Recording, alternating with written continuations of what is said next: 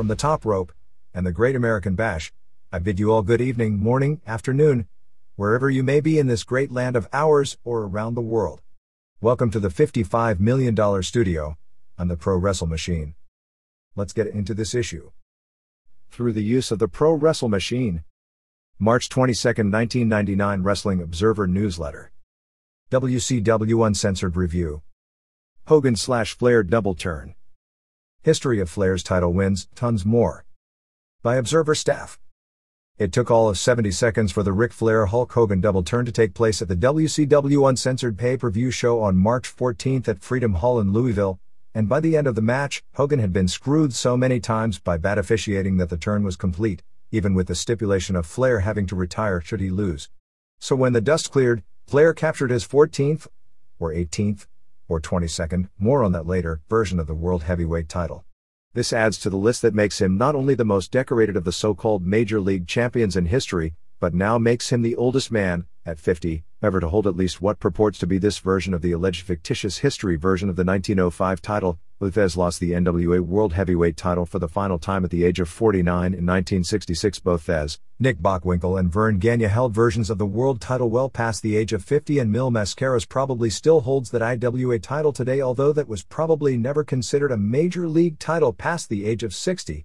The NWA title really isn't the same title Flair just won, although it could be said to be, since it's the same physical belt that at one time was worn by Flair and many others as NWA World Champion from 1986 through the early 90s. Probably more important for a company on the downslide is that this was generally considered a good show, perhaps because there were 3 title changes, and in every match except Flair-Hogan, where the work of the match turned the crowd as it went on, the crowd favorite during the match was the one who got their hand raised when it was over. There were good matches and bad matches, not much different from most WCW events that aren't as well received. Almost all the finishes looked the same outside interference leading to a win.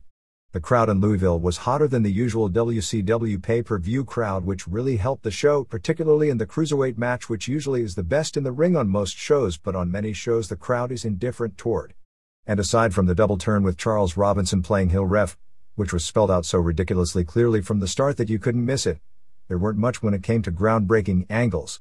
The show drew a sellout crowd of 15,930, 15,334 paying $367,805 plus another $98,824 in merchandise, to Freedom Hall, which was far more rapid than most pay-per-view audiences from WWF and WCW, which made the bad matches seem less than awful and the good matches seem that much better. In fact, sometimes the crowd reactions were so strong it was scary, such as the frequent and loud ECW chants during the three-way match, which led to immediate production muffling of the crowd noise to kill the chance to shoo watching on television. It was also funny watching the so-called G-rated promotion trying to differentiate itself as the clean product between the really heavy juice in the Flair match, the low blows everywhere, the weapons being used, Mysterio Jr. using the Bronco ride, Saturn putting Jericho's head up his dress, etc. At least Norman Smiley didn't get to do his dance, so it was all safe for the children of America and show that there are 2 entirely different products being marketed. 1. Billy Kidman Pete Gruner retained the WCW Cruiserweight title, pinning Mikey Whipwreck, John Watson, in 1501. Whipwreck made a very impressive first showing. Kidman is so ridiculously a can't-miss superstar, except that other can't-misses in WCW have already missed, as he's got every attribute from the ability to the charisma. The match was also helped by the fact the crowd was so much more rabid than a lot of cities where Kidman's matches have been even better. It's kind of funny seeing Whipwreck, whose name Bobby Heenan kept making fun of, on a major league stage since he got his ring name originally as a geeky jobber, to lose every match as a dig at a rival promoter named Dennis Whipwreck, and the name stayed with him as he's moved up the ladder. Whipwreck hasn't worked in months and seemed to have come up with a lot of good spots, nearly all of which hit perfect. About his only weakness was, as in ECW, his punches, particularly as the match wore on. He used a leg lariat which sent both men over the top.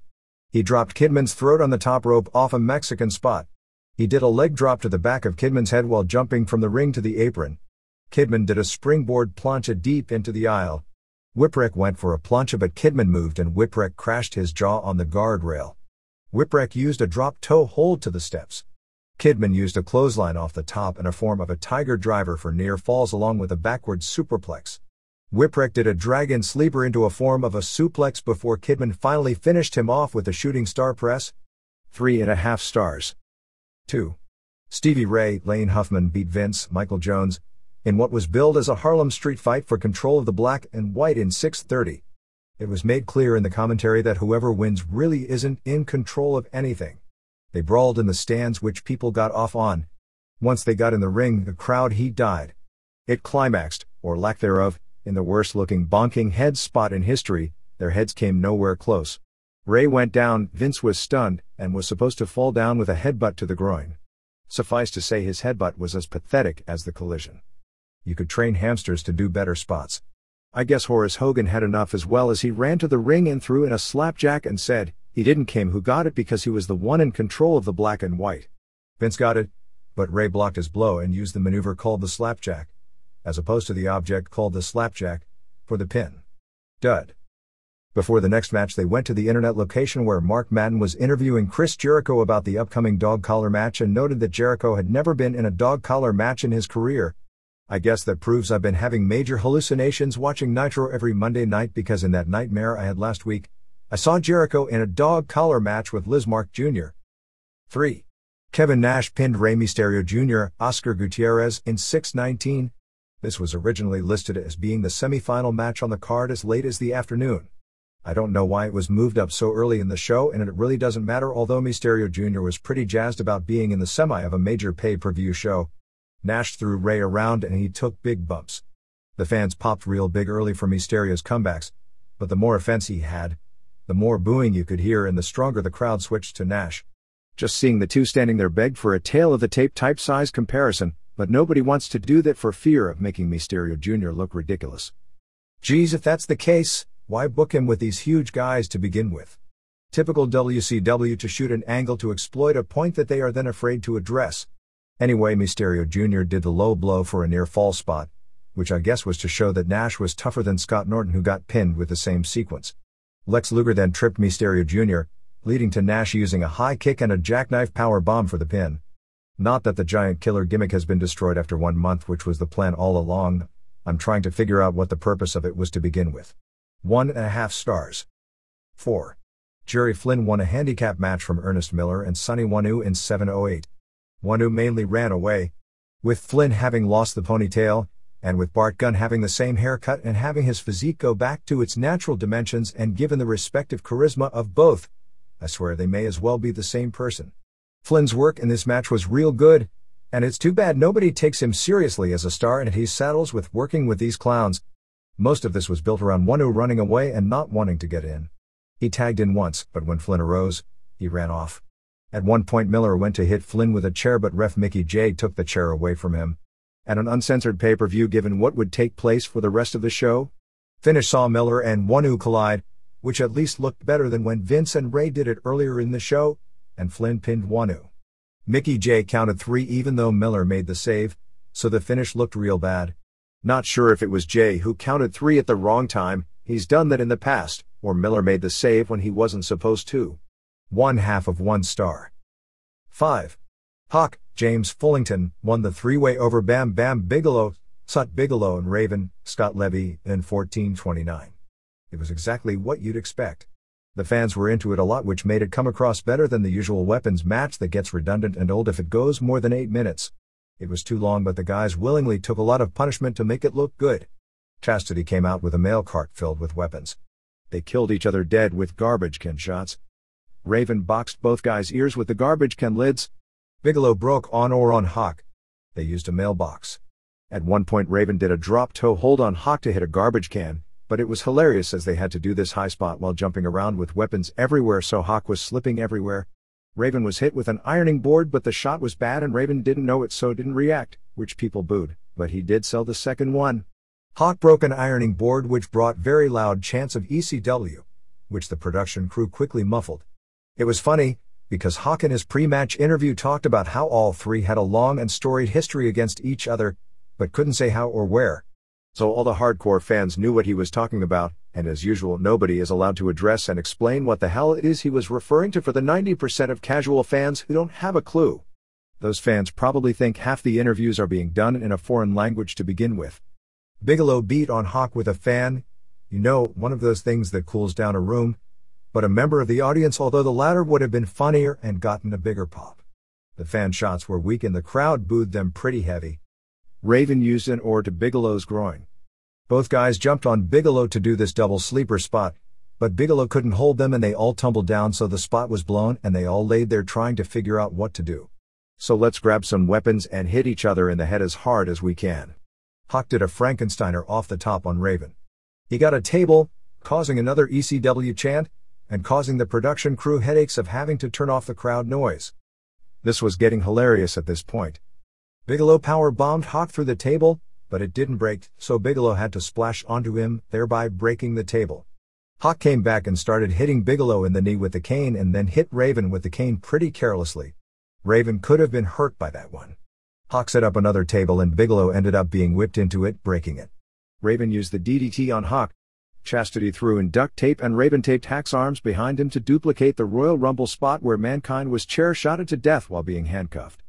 As we quickly learned, handcuffs make for a better prop, and Hawk, while trying to not rip the tape, still did so with the tape visibly ripped. He still had to hold his hands behind his back and took 4 very hard chair shots to the head. He's hardcore. He probably won't be able to count to 10 by the age of 60, but he's still hardcore. Bigelow hit Raven with a greetings from Asbury Park. Bigelow was on the top rope ready to moonsault Raven, but Chastity sprayed a fire extinguisher in his face and he fell backwards through the table. Chastity then turned on her brother and sprayed Raven with the fire extinguisher and headbutted him low, to allow Hawk to pin him to win the match. 3 stars. 6. Chris Benoit and Dean Malenko. Dean Simon won the WCW tag titles, beating Barry Windham and Curt Hennig in 1658. Kenny Chaos, Prince Iaukea, Kendall Windham, Bobby Duncombe Jr., who looks like Paul White's little brother with bleached hair, Mang, Hugh Morris, Norman Smiley and Chris Adams were at ringside with belts, but Arn Anderson came out and told Adams to leave and he became one of the Lumberjacks. Benoit chopped the rust off Windham's body. Finally Benoit became the victim and was being worked on before hitting a desperation German suplex and hot tagging to Malenko. No pop at all for Malenko's hot tag. People simply don't buy Malenko as a kick-ass wrestler when they see him next to men the size of Windham and Hennig. That's the whole point I've been making for months about using guys like Windham unless you are pushing them in a monster-type position where their size is their gimmick. A 6'6" guy, whose height is never pushed by the announcers as being a giant, makes a 5'6" guy look ridiculous, and Malenko is the victim of this booking. Malenko actually used Hennig's own fisherman suplex on him for a near fall, but Windham saved. Lumberjacks then destroyed Malenko on the floor.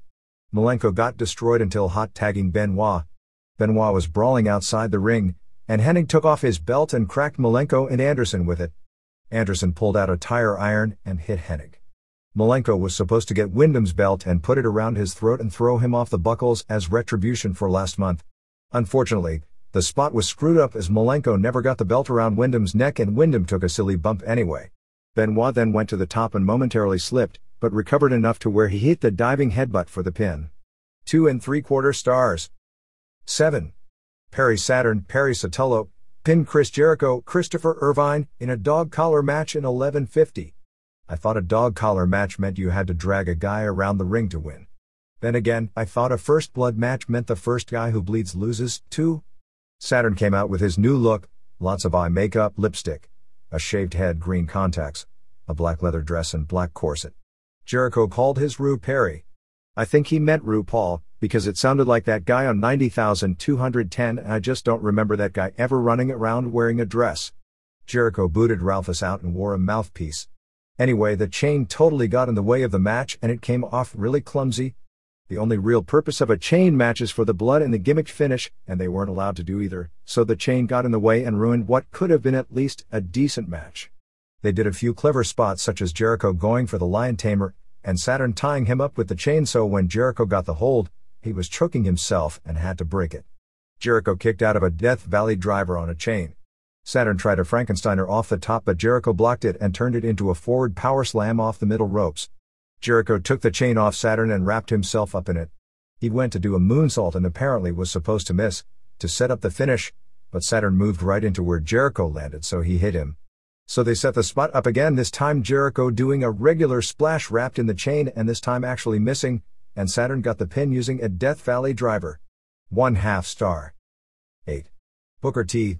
Lane Huffman won the TV title pinning Scott Steiner, Scott reached Steiner in 13:30. Anyone figure out in the first 10 seconds that Scott was losing by the way he got mad and threw the belt down? Buff was attacking T most of the match. Steiner was suplexing T all over the place the entire match. T went for his finishing sequence but missed a sidekick. I don't know if it was supposed to hit Mickey J or not, but it didn't, and everyone froze and acted like they didn't know what to do next. T went to the top rope for his missile dropkick, but Bagwell scooped his leg and crotched him. Steiner delivered a superplex. I guess Mickey J had to pretend to not see this since he wasn't knocked out. Scott held T and Buff came in with a chair and T moved and Scott took the shot. T then kicked the chair into Buff's face and pinned Steiner. The crowd popped pretty big for the finish. 2 stars. 9. Ric Flair, Richard Fleer, beat Hollywood Hogan Terry Bollea in 14:19 in a first blood match. This was fun for nostalgia purposes, and Flair was doing his entire 80s routine and so was Hogan. They were actually good at it, but the style looked dated. Still, they had the most heat of anyone on the show. The announcer set the stage by saying how Robinson had grown up as a Flair fan. Flair then told Robinson he was president and he didn't want the match stopped due to a little cut. Flair started insulting the crowd to turn himself heel before Hogan came out. Fans were confused at this point, as there was zero reaction, both positive or negative, when Hogan came out. There was an early chant for Hogan that wasn't too loud and the crowd was confused, as the first time Hogan cupped his ear there was no response. As it went on, the crowd started turning toward Hogan as Flair pulled out everything in his 26 years of knowledge of crowd turning tricks with the selling and the begging and the bleeding. Flair juiced a gusher, but Robinson didn't call it.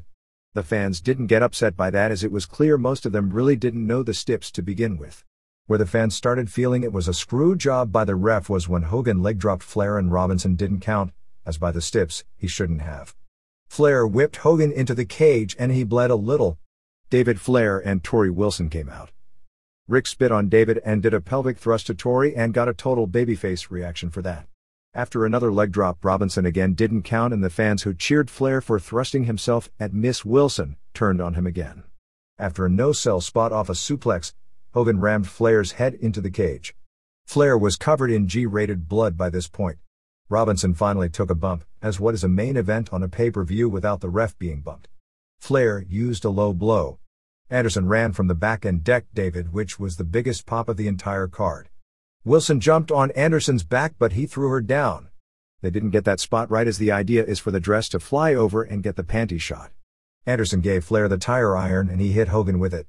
Robinson recovered and Flair put Hogan in the figure 4 and Robinson gave him an ultra-fast count, in a first blood match, when the guy was KO'd to begin with.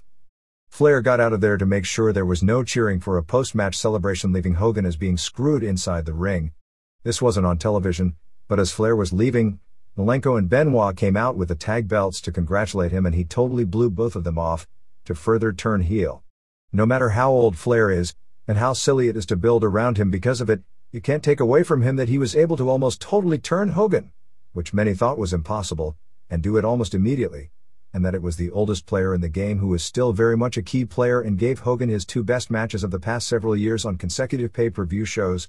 2 3/4 stars. Exactly how many times Flair has been champion, and what exactly constitutes being a world champion and how it affects that number was the subject of an item sent us by Richard Sullivan, claiming this as Flair's 22nd world title reign, and after looking through the list I'd say 18 is probably the closest thing to a realistically accurate, although I suppose 22 would be the technically accurate number. This is how he reached that number, and I'll have comments to make on this listing as well. Flair won the NWA title for the first time, beating Dusty Rhodes on September 17, 1981 in Kansas City. It is claimed that he lost that title on February 9, 1982 in Tampa to the Midnight Rider, who was Dusty Rhodes under a mask, who had lost a loser leaves town match to Kevin Sullivan, and thus was suspended.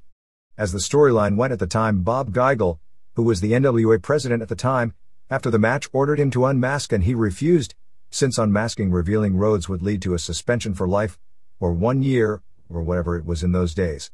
The stip of the match was if Flair won, he'd have to unmask, so the deal was sold as either Flair would win and Rhodes would be suspended for life in a show called The Night of the Mask, or that Ryder would win the title, and either had to happen. By refusing to unmask, the title was given back that night to Flair. I personally wouldn't consider this a title change.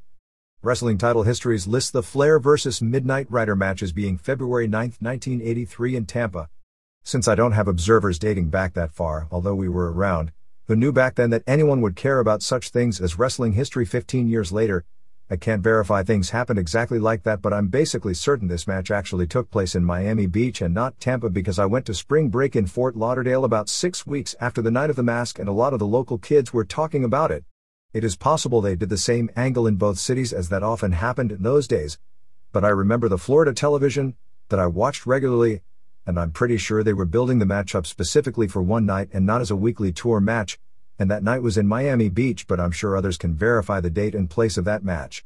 So Flair being handed back the title would be listed as number 2 on the Sullivan list, which ended in a match in late 1982 or early 1983 in the Dominican Republic against Jack Veneno, which Flair won back a few days later for number 3. Flair did the same gimmick with Victor Jovica, I believe in Santo Domingo. These 2 title changes were never acknowledged in North America, and info in those days wasn't as prevalent and never supposed to be known. Virtually nobody knew about them. Eventually we got unconfirmed rumors of big baseball stadium shows with incredible crowds and Flair doing losses and wins in a 1-week period, as they had done in Japan with Baba in the past. Flair years later confirmed both stories as being true. I've never myself seen the dates listed as to when they took place, and the word we heard was the nights Flair lost in both cases drew baseball stadium crowds in excess of 25,000. I'm not even sure this was the correct time frame for those series of matches. Flair was always recognized in the States as champion during this period until dropping it to Harley Race on June 10, 1983 in St. Louis, and then regained it at the first Starrcade in a cage match on November 24, 1983 in Greensboro. Not listed anywhere was another of those weird deals in another universe, as in December 1983 there was definitely a cage match in Puerto Rico where Carlos Colon beat Flair in what may not have been billed as an NWA World title match, but was to determine who the real undisputed world champion was, as Colon was recognized at the time as WWC World Champion. This may have been an out-the-door finish as opposed to a pin, but again, I'm not sure, and believe that when Colon beat Flair, the unified title was referred to as the Universal Heavyweight title, since the universe is bigger than the world, and that's remained the top singles title in that promotion to this day, but Flair went home still holding the NWA World title. Flair then lost on March 21, 1984 to Race in Wellington, New Zealand, but regained it 2 days later in Kalong, Singapore. This was also supposed to be a secret done on a Steve Rickard tour, and probably none of these title changes except the major ones that stuck were ever approved by the NWA board, and local promoters simply felt they could do something in their own part of the world and nobody would ever find out in the main office. And with Mushnick no longer NWA president, there was nobody in the NWA worried about credibility of the title for a decade anyway. I recall that wrestlers on this tour was sworn to secrecy about the double title switch, but we got the word anyway, as photos of Race winning the title in Wellington appeared in a Japanese wrestling magazine, and later one of the wrestlers on the tour, once the word got out, informed me that it went back in Singapore and how it was supposed to be this big secret. As a realistic number, the win in Singapore would be number 5, although most NWA record books at this point would only list the win over Rhodes and the win over Race and Flair as 2-time champion.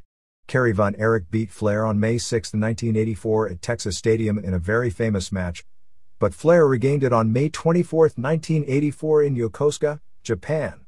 At Starrcade in 1985 on November 28, 1985 in Atlanta, the closed-circuit crowd pay-per-view was in its infancy, but this show didn't air on pay-per-view. Rhodes beat Flair as the show ended, but the next week on the weekend television it was said that after the fact the decision was changed to Rhodes winning on a DQ because there was outside interference against Rhodes before the title switch.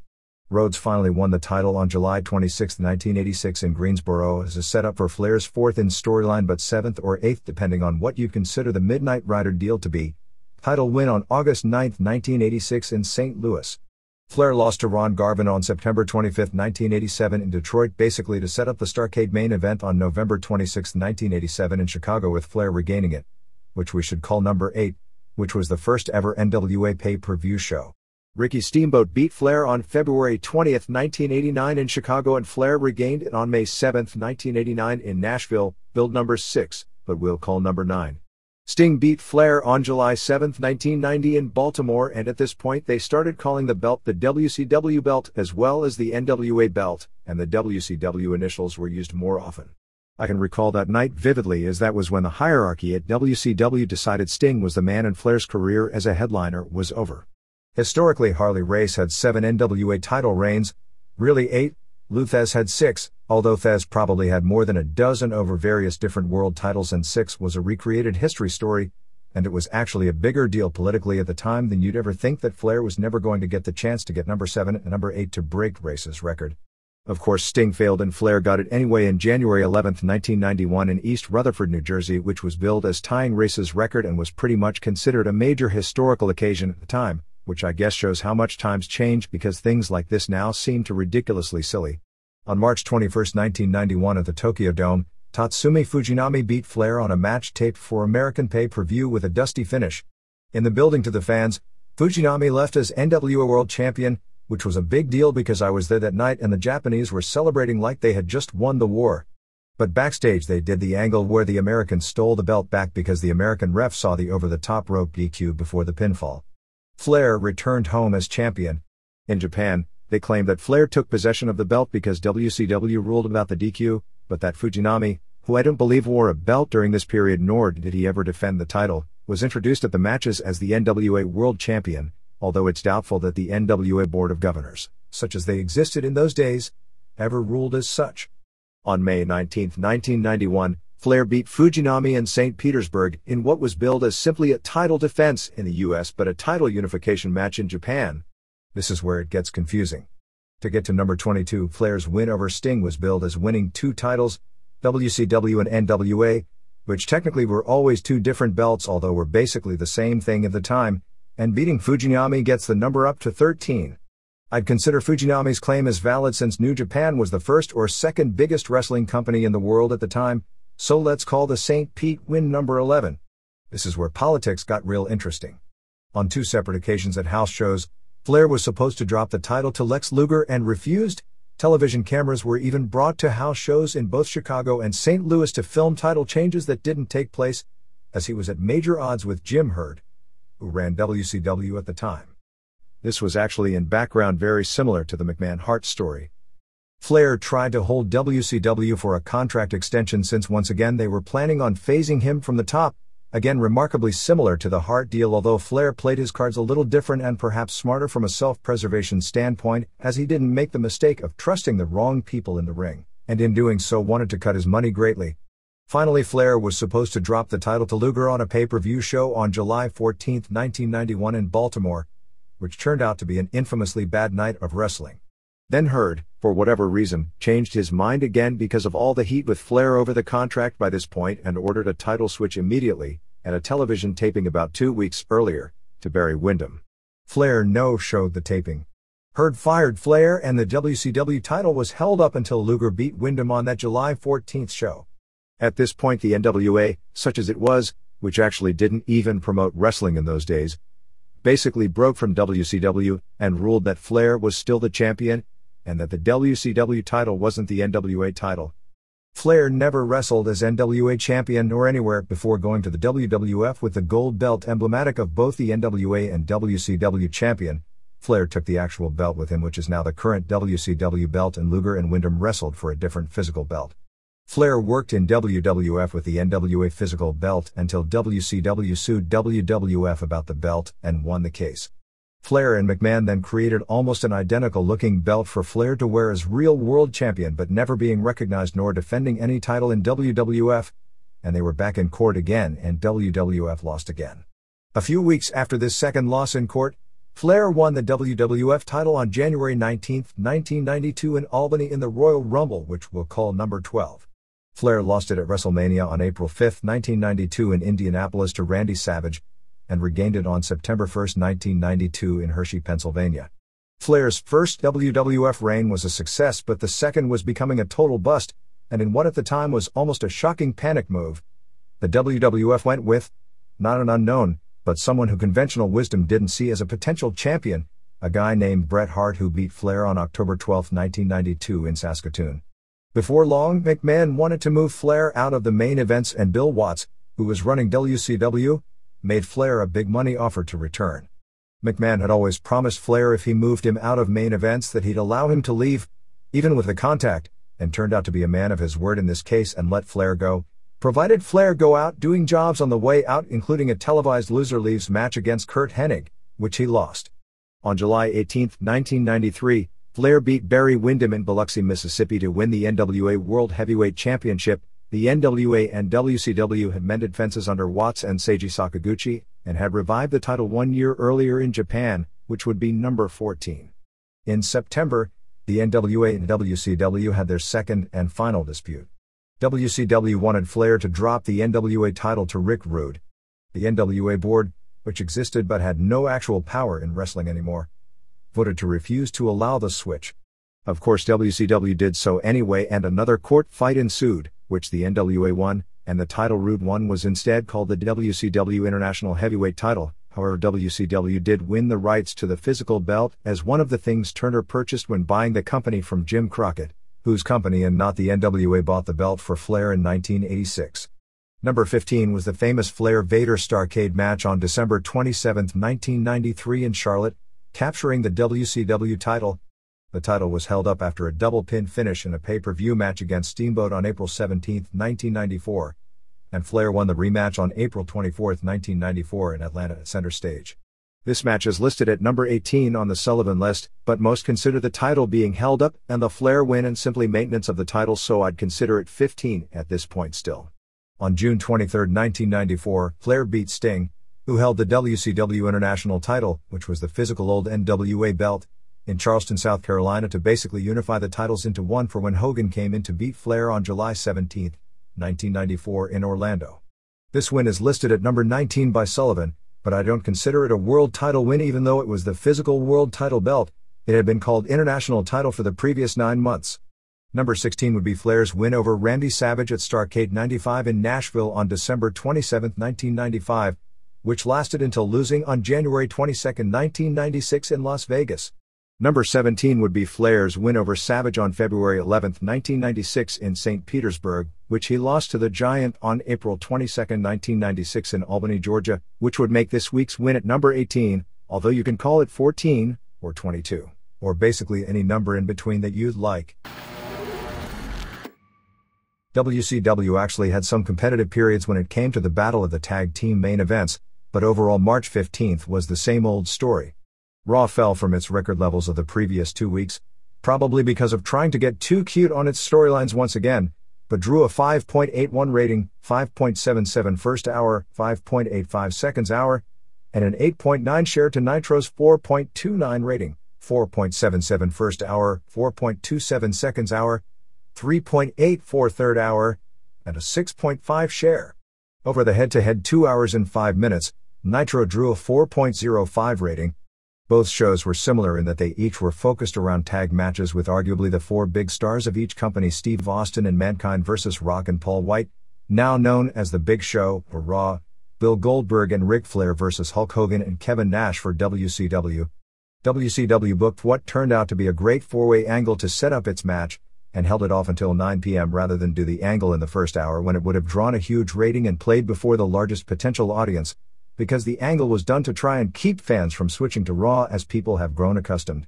It worked temporarily, as Raw opened with only a 5.20 to 4.95 lead for the angles leading to each show's big tag match. However, the Nitro only took up one segment, while the Raw angle continued for something like 22 minutes, which wound up giving Raw, which also changed the IC title to Road Dogg in the second quarter, a 6.3 to 3.7 win over the best television match of the year on Nitro, where Rey Mysterio Jr. won the WCW Cruiserweight belt from Billy Kidman. Raw won big from that point forward, largely building the show around a bad high school play angle where Undertaker was at Vince McMahon's house in Greenwich, Connecticut, threatening to kidnap Vince's daughter, which wound up as a ruse since Undertaker was really in San Jose. To show how gripping the segment was, the Raw audience fell from a 6.3 to a 5.5 for the angle climax, but the strength of Raw's momentum were more than enough to dominate the body of the show by a wide margin. The Battle of Tag Match main events was both good and bad news for WCW. In the final quarter, Raw won 5.44 to 4.09, a somewhat embarrassing margin considering who Nitro had in the ring even against Austin. However, in the overrun, Nitro actually won 5.37 to 5.25, the first segment, albeit only 5 minutes, that Nitro has won against Raw in several weeks. Backstage at Nitro, WCW people had bragged that they would win the first quarter, which did come close, and the last quarter, which didn't, but in winning the overrun, it was something of a psychological win to a degree. The feeling was that Raw would end the match, do a post-match, sign off and go off the air, and that Nitro would keep the match in progress and go off the air with one of those 80s, Tony, we gotta go finishes, and it would make the difference in a close race. Even though that 5 minutes were close, WWF actually took the match right until the end as well with no ending. The four guys were brawling outside the ring, Austin's music played for no reason, and the show went off the air while at the same time Nitro was ending with the four guys brawling. Raw's biggest edge of the show was a 6.3 to 3.4 win. What else but Sable doing her angle where Tori stripped to her bra and panties, and with Tori saying immediately she would do it and spending several minutes of talking before doing it, after Sable first teasing showing the Playboy photos to get the segment going and showing them censored before saying no more without paying. Destroyed Conan vs. Disco Inferno. There's something of a description of an athlete who would be known as a Jumbo Tsuruta. It's basically somebody who was an all-time great, and would have been the all-time legend of their era, except there was always the one guy that was there who may not have been as good as them, but was still a bigger star. I first heard the term as a description for Bull Nakano, without question one of the greatest woman wrestlers who ever lived. During the early part of Nakano's career, she was in the shadow of the Crush Gals and Dump Matsumoto. She was the biggest star in a down period, but when the deal rebounded again, it was Akira Hokuto who captured the imagination of the public while she remained Bull Nakano. It's not for a great worker in the ring that for whatever reason didn't get over to the public. It's a great worker who did get over, huge in fact, but there was just someone else around who had that intangible that made them the legend of the era and was always a bigger star. For example, Tatsumi Fujinami was the most obvious Jumbo Tsuruta, since he filled basically the same role for Antonio Inoki that Tsuruta did for even longer with Giant Baba. Ricky Steamboat and Ted DiBiase certainly were, as was Randy Savage, and one could even argue that Ric Flair may have been as well. Hank Aaron, at least during his career, was one in real sports for Maze and Mantle. Larry Bird was an even more perfect example in his career for Magic and Michael. Joe Frazier was another almost perfect example. Probably Mario Lemieux and Evander Holyfield as well. Tsuruta had all the legendary matches and held all the titles. He's without question one of the 5 or 6 biggest stars in the history of Japanese wrestling, but just as certainly not one of the top 3. A superstar, but not a living legend. While movies and myths will be made about the careers of Inoki and Baba, Tsuruta was a great wrestler with a great career. But don't expect to see the film version of his life anytime soon. Not that he doesn't have an interesting story. The retirement ceremony for Tsuruta on March 6 at Budokan Hall, officially ending a career that in reality ended more than 6 years ago, followed by the NTV Career Retrospective special that aired on March 15, brings back a lot of memories of an athlete that basically everyone in Japan that grew up in the 70s and 80s knew from being in prime time on network television, in the main event, almost every week as that great young wrestler who used to team with Baba. Tsuruta should probably be best known for being one of the most amazing athletes ever to set foot in a pro wrestling ring. He had this uncanny type of athletic ability that he could watch something and immediately pick up how to do it, and in little time, he'd be proficient at it. It's what they say about Boss Rutan. Dory Funk Jr., who trained both men, said that Kurt Angle, who had a similar background, has the same qualities. Tsuruta's early career as a pro wrestler exemplified this trait, but the best example was just a few years before his first pro match. Tomomi Tsuruta was born on March 25, 1951 in the small town of Makiaka. Tomomi is an unusual name, and sounding like Tomoko, a popular name for girls, he was teased greatly growing up. And by the time he got older, he wasn't teased much because he was very tall for his culture and a great athlete. He was 6'3.5" in high school, and the star player on his high school basketball team which won the national championship. He also did sumo in high school and as a senior placed third in his prefecture equivalent to a state in the U.S., in that sport as well. He went to Chuo College in Tokyo, a high academic standard college, as a basketball player. In early 1971, he saw a magazine article about the last Olympic Games in Mexico City and a feature on the Japanese wrestling team. While he was a good college basketball player, he wasn't about to go to the Olympics in that sport. Sumo wasn't in the Olympics and built like a basketball player by this point, that didn't seem a viable option. He actually decided to quit basketball and go out for wrestling in college, with no formal experience in the sport, a decision that was hardly well received at the school by those in both the basketball and wrestling programs. Since he was tall and lanky like a basketball player, the wrestlers didn't take him seriously and the wrestlers ribbed him hard about having a name like a girl and a body like a girl. As irony would have it, the heavyweight wrestler on the team at the time was named Tetsuo Sekigawa, who was apparently the ringleader of those teasing Tsuruta and who wouldn't let him on the college team. Sekagawa actually became a famous pro wrestler himself, Mr. Pogo. Tsuruta joined the ground self-defense force and trained at wrestling, and after picking the sport up with literally miraculous speed and winning match after match, the members of the wrestling team came to him and asked him to join. Miraculous speed was probably an understatement, as in 1971, and again in 1972, he captured the Japanese national championship as a heavyweight in both freestyle and Greco-Roman, qualifying him for the 1972 Olympics in Munich, Germany. He made it to the third round, finishing 7th overall as a super heavyweight in Greco-Roman, behind the likes of eventual pro wrestlers Wilfredo Dietrich, who took the silver, and Chris Taylor, who won a bronze medal in freestyle but also didn't place in Greco-Roman. The guy that nobody on the high school wrestling team would even let on the team less than 2 years earlier was suddenly like a number 1 draft choice coming out of college. All 4 pro wrestling companies, the old JWA was on its last legs, the Iway, which at the time was affiliated with the AWA, and 2 new groups, All Japan, which was just opening, and New Japan, which had opened 7 months earlier, were after this guy who had become something of a national figure for going to the Olympics and faring well less than 2 years after picking up the sport. It was big news on October 31, 1972, when at a press conference, Tsuruta, along with Baba, the biggest wrestling star in the country at that time who had little in the way of depth behind him as far as native stars for the company he had just opened up 10 days earlier, and Ichiro Hata, the president of the Japanese Amateur Wrestling Federation, all joined together to announce him as the first signee of the fledgling All Japan Pro Wrestling Group. There probably would have been a lot of heat on Tsuruta, since unlike others who joined pro wrestling, he came in with a big money deal, and didn't have to survive hell camp and years of working prelims to prove he was worthy of entering the profession. But by the time he was in the ring, he got over so fast and more importantly was so good, that if there was heat it dissipated pretty quickly. 4 days after signing, there was again much media fanfare for Tsuruta's first day in a wrestling camp, under Akio Sato and the late Masao Koma as instructors at the All Japan Dojo. Showing different suplexes from amateur wrestling to the press, it was already preordained before he even had his first full day of training that he was going to be a legend. Usually people like that in sports wind up being disappointments. In March of 1973, he was sent to Amarillo to train under the Funks. He arrived in Amarillo on March 23, 1973, and the next day were doing a television taping.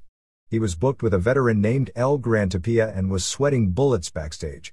The Funks knew he was being groomed for stardom in Japan and assumed he was a young wrestler who had already showed a lot of promise in the ring. They had no idea this man, who they named Tommy Tsuruta, to Americanize him somewhat although he knew very little English, had never had a match. Not only did he do well, but his suplexes were such that he became the first wrestler in the history of the Amarillo territory where they would do slow-motion instant replays of his big moves, 3 different suplexes that were executed to perfection, including what is now known as a German suplex, which was largely a new move in that territory. They didn't even have slow-mo equipment in those days. They'd tape his suplexes on 16mm film and transfer it back on slow-mo mode on the videotape. Dory, who held the NWA World Heavyweight title at the time and actually was supposed to have lost it a few weeks earlier to Jack Briscoe in a match that didn't take place due to an alleged shoulder injury, spent the next 2 weeks training him along with other rookies in the territory, a local football player named John Stanley Hansen and a jobber sent from the Oklahoma territory to put guys over that they were impressed with, especially when they heard his background, wrestling as Bobby Backlund. Tsuruta became almost a Japanese incarnation of Dory and a decade later became as a worker almost a mirror image of another Dory protege, Ted DiBiase, who at the time was one of the 3 or 4 best American workers. Tsuruta picked up his double arm suplex, European uppercut forearms and the spinning toe hold, and may have been the first man in Japan, and certainly was the first man of his size in history, to incorporate such moves as the missile dropkick and later the plancha. Dory went back on the road as world champion, and when he came back, Tsuruta was already a main eventer, and got an NWA title match on May 20, 1973, 8 weeks after his debut in Albuquerque, noteworthy also for being 4 days before Funk lost the title to Harley Race in Kansas City, losing to the spinning toe hold in 56 minutes, which made for some great press to build for his debut in Japan. Anyone familiar with Japanese wrestling knows the system for rookies. It takes a year of learning fundamentals usually before you're allowed to experiment with big moves. Pushes come slowly so that when a wrestler gets a push, he respects it. The old school mentality. This was totally different. Tsuruta debuted on October 6, 1973 at Korakuen Hall, beating Moose Morosky to set up his 3rd match ever in his native land, a main event on October 9, 1973 at Sumo Hall, where and Baba wrestled to a 60-minute draw when challenging the Funks for their international tag team titles on live television, and an instant television celebrity was made. A contest was held on NTV to give this prodigy a nickname, and on October 27, 1973 the winner was announced, and from that point forward Jumbo Tsuruta was born. In December, he wrestled to a 30-minute draw with world champion Jack Briscoe to set up his first title shot in Japan on January 30, 1974, in which he suffered his first loss in a singles match. It was time for things not to be so easy. In his first Champion Carnival tournament, he was pinned by Tim Woods in the semifinals, a result that had to be because the winner was to face Baba, and it just wasn't yet time for the first ever Baba vs. Tsuruta singles match. Ted lost a singles match to Dory later in the year before his legendary 60-minute draw on December 5, 1974, challenging Ken Mantell for the NWA Junior Heavyweight title, and got pinned again when he and Baba went to Amarillo to challenge the Funks once again for the International Tag Belts. This set up a rematch on February 5, 1975 in San Antonio, and this time Baba and Tsuruta won, giving Tsuruta his first career title. Finally, in another match that became legendary, the first ever Baba vs. Tsuruta singles match, with Baba winning, took place on December 15, 1975 in Sendai. After the loss, Baba said that Tsuruta would eventually be his successor, and that in 1976, Tsuruta would get singles main events against big stars from all over the world. The All Japan promotion in 1976 was built around several stories, and what turned out to be the most famous of them was Tsuruta, just over 2 years after his Japanese debut, getting singles matches with the biggest stars in the world all year long. The first one was scheduled on March 10, 1976 in Tokyo against Vern Gagne, which as irony would have it turned out to be just hours after the sudden death of Masao Koma, his original trainer, after which he was faced with the prospect of wrestling a 60-minute draw with a 49-year-old man. His March 26, 1976 match at Sumo Hall, also a 60-minute draw, this time with the Iwais Rusher Kimura in a major interpromotional match the likes of which New Japan pioneered, was voted Match of the Year in Japan, his first, and certainly not his last time capturing that award. During the year he also had a 60-minute draw with Kentaro Oki, the biggest wrestling star ever from Korea, and a 70-minute draw with Billy Robinson, Great Britain's top wrestler, along with wins over Jack Briscoe, to win the United National title, a belt he was synonymous with for nearly 7 years. Bobo Brazil, Abdullah the Butcher, Chris Taylor and Fritz von Erich, and losses to Terry Funk in a famous NWA title match, and also to Race. Tsuruta followed up winning Match of the Year honors for 1977 for his singles match with Mil Mascaras, which is generally considered one of the 3 best matches of the decade in Japan, and his 1978 world title match with Race. Baba and Tsuruta were the native cornerstones of All Japan for the next 7 years through all the ups and the occasional downs. He had his legendary matches with the likes of Bruiser Brody, followed by that period where time sort of passed him when Riki Choshu joined All Japan, although Tsuruta was always kept strong and in 1985 won another Match of the Year with a 60-minute draw with Choshu. He came back in his 1987-90 feud with Genichiro Tenryu, which produced again some of the best matches anywhere in the world. After Tenryu left the promotion, Tsuruta had to make a new star, and it was ordained to be Mitsuharu Misawa, who beat Tsuruta before 14,800 fans at Budokan Hall on June 8, 1990, ushering in the golden era with Misawa and Tsuruta feuding and starting the sellout streak in Tokyo that lasted something like 6 years. As the focal point and biggest star in the hottest promotion in the world at the time, Tsuruta was named Wrestler of the Year in 1991. At the age of 40 he was, along with Ric Flair and Jushin Liger, one of the 3 best wrestlers in the world. Much like Misawa today, Tsuruta started as a thin high flyer. As the years went on, his style became more grounded and more believable. He adapted to being a large power wrestler, without flashy moves or bumps, but who got by on having perhaps the best timing and the ability to build an aura of realism into his matches. In the late 80s, when the UWF was all the rage in Japan, a magazine did a poll for the Dream Shoot match, and of course Akira Maeda won, but the magazine was surprised when the opponent picked, by almost an overwhelming margin, was Jumbo. It was one of those deals where everyone knew he was a superstar, since he'd been for more than 15 years by this point. But he was considered as part of the foundation. He didn't have the charisma of Riki Choshu or even Genichiro Tenryu at this point, or the legendary aura of Baba or Inoki. He wasn't going to finish in the top 5 of the popularity polls. But his ring style was so solid and believable that when fans were polled and pressed on the issue, many considered him the best, to the point that for years it was considered that no fan would believe it as the reason he never, and wound up never doing it as he was done as a star by the time it would be right for it to happen, did a job for Toshiaki Kawada. After classic matches in early 1992 with Misawa, Kenta Kobashi, and Kawada, Tsuruta was out of action in July. who said at the time he was suffering from a leg injury. He came back 6 weeks later, but had lost a lot of muscle mass and clearly was not the same, and it was evident it was some sort of a health problem and not an injury, as his stamina wasn't there and tag partner Akira Taue had to carry the action in his matches. In November, just before the tag team tournament, he disappeared once again. His illness was never explained to the public, which started rumors flying everywhere. He didn't return to the ring until October 23, 1993, some 11 months later, in a mid-card 6-man tag match. While he continued to wrestle for the next 5 years, maybe 5 to 10 matches per year mostly on big shows, his career as the Jumbo Tsuruta everyone knew really ended in July of 1992. He went back to college in 1995, and earned his teaching credential at Tsukuba College in Sports Physiology in 1996, and began teaching at Chuo College in 1997. His final pro wrestling match was on September 11, 1998 at Budokan Hall, teaming with Baba and Kimura in a mid-card comedy match beating Tsuyoshi Kikuchi and Masafuchi and Haruka Eigen. After Giant Baba died, he was basically pressured out of the company since he no longer wanted to take a heavy involvement, announced his retirement, had his ceremony on March 6, and on March 10, flew to Portland, Oregon to start his new life. Jumbo Tsuruta. Career title history. Source: Wrestling Title History's 3rd edition and Observer Records. All Japan Triple Crown, became first champion unifying PWF, NWA International and United National titles beating Stan Hansen April 18, 1989 Tokyo. Lost to Genichiro Tenryu June 6, 1989 Tokyo. Defeated Genichiro Tenryu October 11, 1989 Yokohama. Lost to Terry Gordy June 5, 1990 Chiba.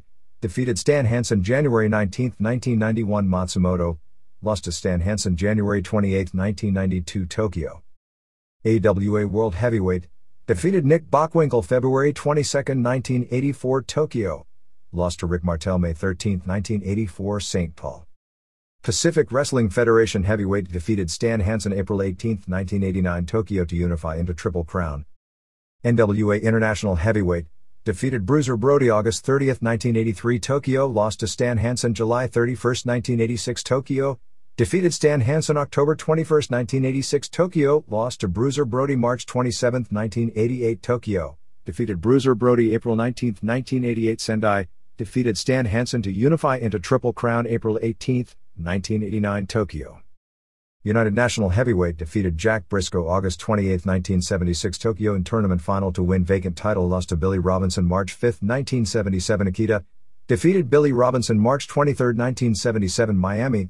Lost to Dick Murdoch February 23, 1980 Kagoshima. Defeated Dick Murdoch March 5, 1980 Kuroso. Lost to Abdullah the Butcher October 13, 1980 Nagoya. Defeated Abdullah the Butcher January 22, 1981 Nagasaki. Lost to Harley Race August 1, 1982 Tokyo. Defeated Harley Race October 24, 1982 Kitami. Vacated title June 17, 1983. Defeated Stan Hansen April 18, 1989 Tokyo to unify into Triple Crown. All Japan Double World Tag Team with Yoshiaki Yatsu became first champions unifying PWF and international tag titles beating Road Warriors June 10, 1988 Tokyo. Lost to Stan Hansen and Terry Gordy July 29, 1988 Takasaki. With Yoshiaki Yatsu defeated Stan Hansen and Terry Gordy July 31, 1988 Hakodate. With Yoshiaki Yatsu defeated Genichiro Tenryu and Ashura Hara August 30, 1988. Vacated titles after losing non-title match to Stan Hansen and Terry Gordy November 30, 1988 Takasaki. With Yoshiaki Yatsu defeated Stan Hansen and Terry Gordy February 2, 1989 Kansas City. Lost to Stan Hansen and Genichiro Tenryu July 11, 1989 Sapporo. Yoshiaki Yatsu defeated Stan Hansen and Genichiro Tenryu July 22, 1989 Ishikawa. Lost to Stan Hansen and Genichiro Tenryu October 20, 1989 Nagoya. With Great Kabuki defeated Terry Gordy and Steve Williams July 19, 1990 Tokyo. Titles vacated when Kabuki jumps to SWS promotion. With Akira Taue defeated Terry Gordy and Steve Williams March 4, 1992 Tokyo. Titles vacated December 1992 when Tsuruta contracts hepatitis B and ends his main event career.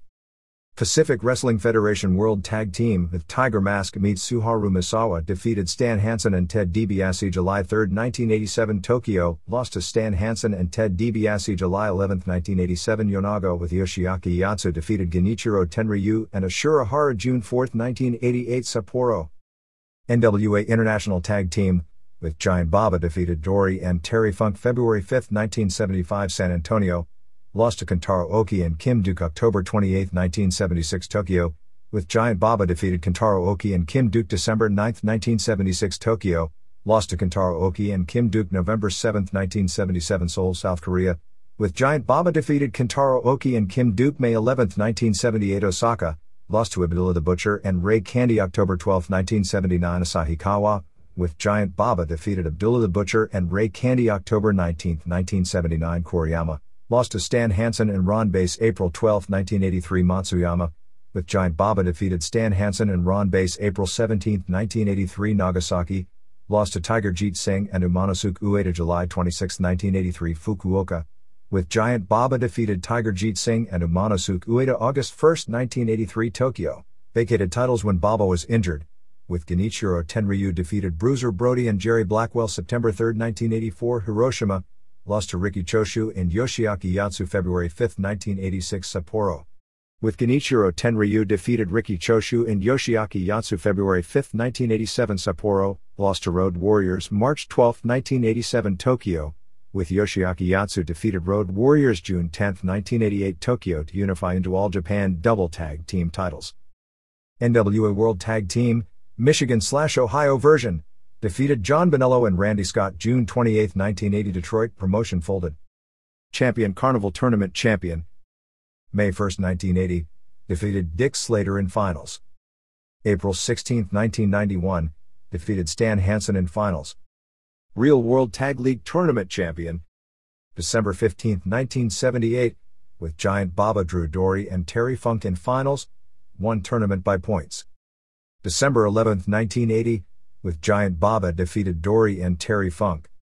December 12, 1984, with Genichiro Tenryu defeated Bruiser Brody and Stan Hansen.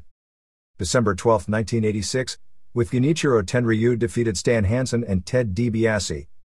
December 11, 1987, with Yoshiaki Yatsu defeated Bruiser Brody and Jimmy Snuka. Wrestler Observer Awards.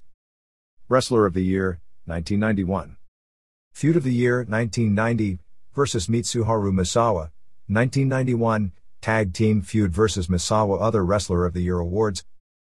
Japanese Sports Media, 1981, 1991. Amateur Sports Credentials. 1971 Japanese Collegiate, Freestyle and Greco-Roman Champion. 1972 Japanese Collegiate, Freestyle and Greco-Roman Champion. 1972 Olympic Games in Munich, Germany. 7th place in Super Heavyweight Division in Greco-Roman. Scimitar's Slammin' Wrestling Hits, a compilation of WWF and WCW entrance music tracks advertised a lot of late-night television, was pulled from the marketplace after a judge in New York issued a preliminary injunction in favor of Titan Sports and Cherry Lane Music Publishing, which co-published many of the songs on the album. Titan had claimed Scimitar had failed to obtain a mechanical license, basically the publishing rights, to the WWF entrance music on the album, which had sold approximately 60,000 copies in the United States as of this past week, where it was number 139 on the charts with 9,102 units sold. According to the March 15 Billboard Bulletin, Scimitar may had as many as 300,000 copies out on the market before the injunction came out. In the decision, the judge also felt that this album cut into the sales of the WWF The Music Volume 3 album, which had many of the same tracks. This past week, the WWF album was number 17 on the charts, falling from number 16 the week before, with 63,856 copies sold. Japanese Television Rundown. February 11th Pancrase. This was a show from Osaka where the matches were picked at ringside at the start of the card. 1. Kosei Kubota beat Kengo Watanabe via decision after 10 minutes. This was almost all on the mat with Kubota controlling about 80% and tried for 2 armbars near the end. It's too bad for Pancrase since Watanabe has both the look, the name from rugby, and the charisma, but he can't beat a lot smaller guys in the shoot sport. 2. Kyuma Kunyoku beat Daisuke Watanabe in 3:58 with an armbar which saw the ref stop the match as it was looking dangerous. Kunyoku nearly got a submission just before with a front guillotine and was dominating the match. 3. Ikuiza Minoa won a split decision, one judge voting a draw, against Daisuke Ishii in 10 minutes. Good Pancrase style match with a lot of quick action on the mat and both men looking for the submissions. Minowa did a lot of nice moves in looking for openings, and deserved the win. 4. Satoshi Hasegawa, in the final match of his career before his untimely death, drew with Ryushi Yanagisawa after 10 minutes regulation and a 3-minute OT. It was ruled a majority draw since 2 judges had it a draw and the third voted for Yanagisawa, who was very lucky. Hasegawa popped him in the nose in the first standing exchange and Yanagisawa was bleeding pretty badly from the nose. Even though Yanagisawa is much larger, he was continually taken down by Hasegawa and Hasegawa dominated going for and coming close with several submissions. Yanagisawa got a reverse on the ground when Hasegawa, although caught in the guard in the reversal as Hasegawa went for a triangle choke. They had a stand-up near the end and Hasegawa was connecting far more with the palms, punches and kicks. Hasegawa should have clearly won the decision but it was ruled a draw and sent into overtime. In the overtime they traded blows standing until Yanagisawa took him down and started hitting him with the open hand to the face and ear. Yanagisawa did win the overtime. 5. Asami Shibuya drew Takafumi Ito after 10 minutes regulation and a 3-minute overtime. This was a good match with both moving fast on the ground and constantly going for submissions. Shibuya probably held a slight advantage in regulation, but it was close enough that a draw and sending it into overtime wasn't unfair. The overtime was a total stalemate with neither man getting an advantage and the judges again voted a draw. February 27, New Japan. 1. Dr. Wagner Jr. and Kendo Kashin won the IWGP Junior Tag titles beating Shinjiro Otani and Tatsuhito Takaiwa in 1632. Some of the early stuff was actually comedy, particularly with Wagner who even did a Goldberg spear. It turned into a serious and excellent match. Wagner got a near fall using the BT bomb on Takaiwa and Kashin was doing the coolest looking flying armbars. The match picked up when Kashin got an armbar on Takaiwa who struggled for a long time before getting the rope break. Wagner planted Takaiwa with this devastating looking Michinoku driver. Takaiwa was set up in the corner for another flying armbar, but instead he came off with a flying clothesline on Kashin and hot tag to Otani. Otani used a Baba high kick and a drop kick to the back, followed by a springboard drop kick and his spider bomb, spinning Liger bomb, but Wagner saved. Kashin wound up doing another flying armbar while Otani was sitting on the ropes, but the move actually wasn't executed to Kashin's usual level as he really just took him off the buckles and didn't get the armbar until they were on the ground. 3 3/4 stars. 2. In the first of 2 semifinal matches to determine the top contender for the IWGP Heavyweight title, Satoshi Kojima beat Manabu Nakanishi in 12:43. Match wasn't too bad but the crowd was a little dead. Most of the bout was built around Nakanishi using the torture rack. He got in the middle, and dropped Kojima into a backbreaker for a near fall. Nakanishi did the Goldberg spear into another rack, this time dropping Kojima into a power bomb for a near fall. Nakanishi came off the ropes but was caught with a diamond cutter, or Kojima cutter as it's called in New Japan. Later Kojima ducked a clothesline and hit another diamond cutter before getting the pin with a lariat. 2 3/4 stars. 3. Kensuke Sasaki beat Hiroyoshi Tenzan in 12:20 to go to the tournament final. Again not much heat and Tenzan basically did everything carrying the match. He looked good but Sasaki sure looked bad. After Sasaki survived every move Tenzan knows, he simply nailed Tenzan with a hard lariat and a Northern Lights bomb for the pin. 1 3/4 stars. 4. Sasaki beat Kojima to win the tournament in 1601. This was from a different show and it wasn't even professionally lit or shot, as it looked like one of those 70s US arena footage tapes, which is embarrassing for a 1999 show on a network. Even with bad production, there was no hiding how good this match was, largely due to Kojima. Started a little slow but they traded hard chops which woke people up and then Sasaki hit a reverse hipponze and a power slam off the ropes and a Northern Lights bomb for a near fall. He went for his power strangle submission but Kojima made the ropes.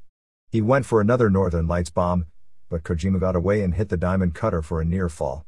Kojima came back with an elbow off the top and a stretch bomb to set up his reverse armbar submission. Sasaki powered out. Kojima hit Sasaki with 3 straight clotheslines but Sasaki kicked out. Sasaki came back with 4 clotheslines and Kojima kicked out. Kojima came back with 2 more, but Sasaki cut him off on the third and hit his own lariat and used 2 straight Northern Lights bombs to get the pin. 4 stars. Mexico. They had another big crowd on March 12 at Arena Mexico, estimated at more than 10,000, to build up next week's Hair and Mask vs. Hair and Mask match, which is expected to sell out. The built that main event up with a non-stipulation tag match with the 4.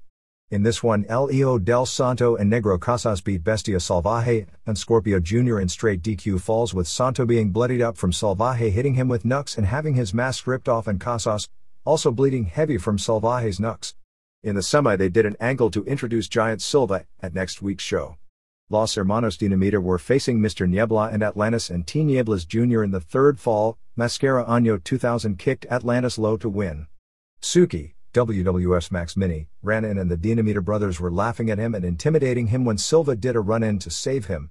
The traditional 5-match shows at Arena Mexico has become 6-match shows, as they've added a mid-card lightning match, a singles match with a 10 minutes time limit, to the programs. I suspect with the faster moving, not in the ring obviously, but the pacing of a television show, U.S. shows reaching the market, that the tradition-oriented Mexican wrestling scene will go through quick changes, and being the last part of the world still doing 2 of 3 fall matches and every match going around 20 minutes will be among the eventual casualties, although that's probably a few years away because of how much wrestling in this country is steeped in tradition. Besides the stipulation made on March 19th, they are doing 4 tag team matches pitting stars from the 70s against current stars billed as for the Salvador Lutteroth Cup, and will have a battle of trainers with Blue Panther versus Rodolfo Ruiz in a single. 70s versus 90s matches are Villano 3 and Fishman versus Olympico and Tony Rivera, Scorpio Sr. and Cajo Sr. versus Shocker and Niebla, Super Astro and Ringo Mendoza versus Ultimo Guerrero and Violencia, and El Signo and Negro Navarro versus Felino and Mascara Magica. Also announced was Mascara Año 2000 and Gran Marcus Jr. and Universo 2000 and Apollo Dantes in a 4-on-3 against Silva and Brazo de Plata and Atlantis. CMLL announced that they would hold a Perro Aguayo retirement show at Arena Mexico later this year, and that Perro Aguayo Jr. would team with his father. Best bets will be either the anniversary show in mid-September or the year-end spectacular in mid-December. It appears that Fantasma, Jose Luis Alcantar, will be off the commission in the DF. It retired in the DF but was continuing to wrestle outside the area, which was considered a conflict of interest because one of the rules of serving on the commission is not to have any business relationship with any promoters, wrestlers or people in wrestling, and by wrestling that constitutes a business relationship. Fantasma this past week was given a choice of continuing to wrestle, which he said he needed to do because he doesn't get paid as a commissioner, or continuing his wrestling career, and he had not formally made the choice yet. At the IWRG TV taping on March 7th, Kato Kung Lee Jr. beat Punch Power in a mask versus mask match, and Power was revealed as Robert Ramirez. That same show saw Yoshikazu Taru, who worked on Ultimo Dragon's Tournament Tour in Japan, win what was billed as the World Martial Arts title from Kato Kung Lee Sr. Ringo Mendoza at age 49 won the CMLL middleweight title from El Satanico on March 7th at Arena Coliseo. It appears they are building to a hair versus hair match with the 2 longtime rivals. Esther Moreno suffered a broken leg and is expected out of action for 4 months. PAPSA has just started pushing women's wrestling again, and even ran an all-women's show on March 14th in Tlalnepantla, which included a bull terrier dog collar match with Miss Janeth over Rossi Moreno, and a 4-way cage match where the last one loses her mask in the main event, which saw La Dama de la Noche lose and be unmasked as Claudia Camacho, 21. All Japan. With the Carnival Tour starting on March 26th, there wasn't any action out of the ring nor big news in the ring. The biggest news from the company was that Jumbo Tsuruta left Japan for Portland. When he left, he did acknowledge there was a power struggle going on between Motoko Baba and Mitsuharu Misawa. He basically suggested that Misawa should be named as company president and that Mrs. Baba should be named as owner. Apparently All Japan will make an official announcement of how the hierarchy will be shaping up after Giant Baba's public funeral on April 17th. March 7th TV show with the Vader Taue Triple Crown match drew a 4.8 rating. New Japan. The shows over the past week were built around the Keiji Muto vs Masahiro Chono feud, while out of the ring Atsushi Onita was doing his own angle to build up the dome match with Chono. Basically Onita said he wouldn't do the match unless Ted Tanabe, an FMW/Michinoku pro ref, did the match because he didn't want a New Japan referee in there. New Japan agreed, so Onita agreed to the April 10th match. The big show of the week was March 11th in Kyoto before a sellout 7,500 with Muto and Hiroyoshi Tenzan over Chono and NWO Sting when Tenzan pinned Sting. I'm not sure if this is indicative of anything, but for most of the 90s, after the success of the second UWF changed the business and basically made clean finishes a must, virtually every group in Japan has relied on them. Over the past week, this group, UFO, War and All Japan Women all did a DQ finish, which may not sound important. When three promotions do it in the same week, it appears that the bookers are either thinking the need for clean finishes is beginning to be passé, or simply are losing interest and getting lazy, and the DQ is always the easy option to get out. Actually, the AJW and the UFO one were the biggest. The UFO one was on a shoot show, so doing a DQ finish is exactly what fans don't want to see. The AJW one was big since it was in the main event on March 14th at Korakuen Hall, which is its flagship arena, and it was in a heavily pushed interpromotional feud match with Atsuko Mita and Mima Shimoda Neo ladies getting DQ'd against SAP's INT. The New Japan DQ was on March 9th in Numazu with Tatsutoshi Goto and Michiyoshi Ohara, who are getting a push now as a mid-card wild tag team, facing Hiro Saito and Tenzan. March 6th TV show did a 4.1 rating. Other Japan notes. As expected, Naoya Ogawa captured the NWA heavyweight title from Dan Severn, who had held the title since February 24, 1995, on the UFO show on March 14th at the Yokohama Arena before 8,000 fans. The match actually drew tremendous media coverage and was even a front-page story in the next morning's Nikkei Sports, with Ogawa holding the belt. I believe every newspaper but one tried to portray it as Ogawa winning the same title that such legends as Baba, Dory Funk, Gene Kiniski and Luthez held, which was the storyline Antonio Inoki was trying to create with this match. One newspaper pretty much wrote that it was the same title in name only, but really has nothing to do with that most legendary of wrestling championships. They did an angle at a contract signing press conference where Ogawa wanted to wear gloves into the ring, and Severn said that was against NWA rules. I believe this idea actually stemmed from an internet rumor, and Howard Brody decided to do an angle based on it. The angle concluded with both sides agreeing that when Dory Funk came in on a flight later that day, he'd be the mediator, and they wound up with rules that Ogawa would be allowed to wear gloves, but not allowed to punch to the face, and that he would be the referee to enforce those rules, which I guess gave the match credibility as a real NWA title match, as Funk was said to have been the most over wrestler on the show. Ogawa won in 7:56 using the choke sleeper in what was said to have been a lot better match than you'd think. The show itself was said to have been poor when it came to matches. We have one report that two of the undercard matches, Taro Kana vs. Jason Bress and Anil Dubar vs. Yarson Luke Longden, were shoots.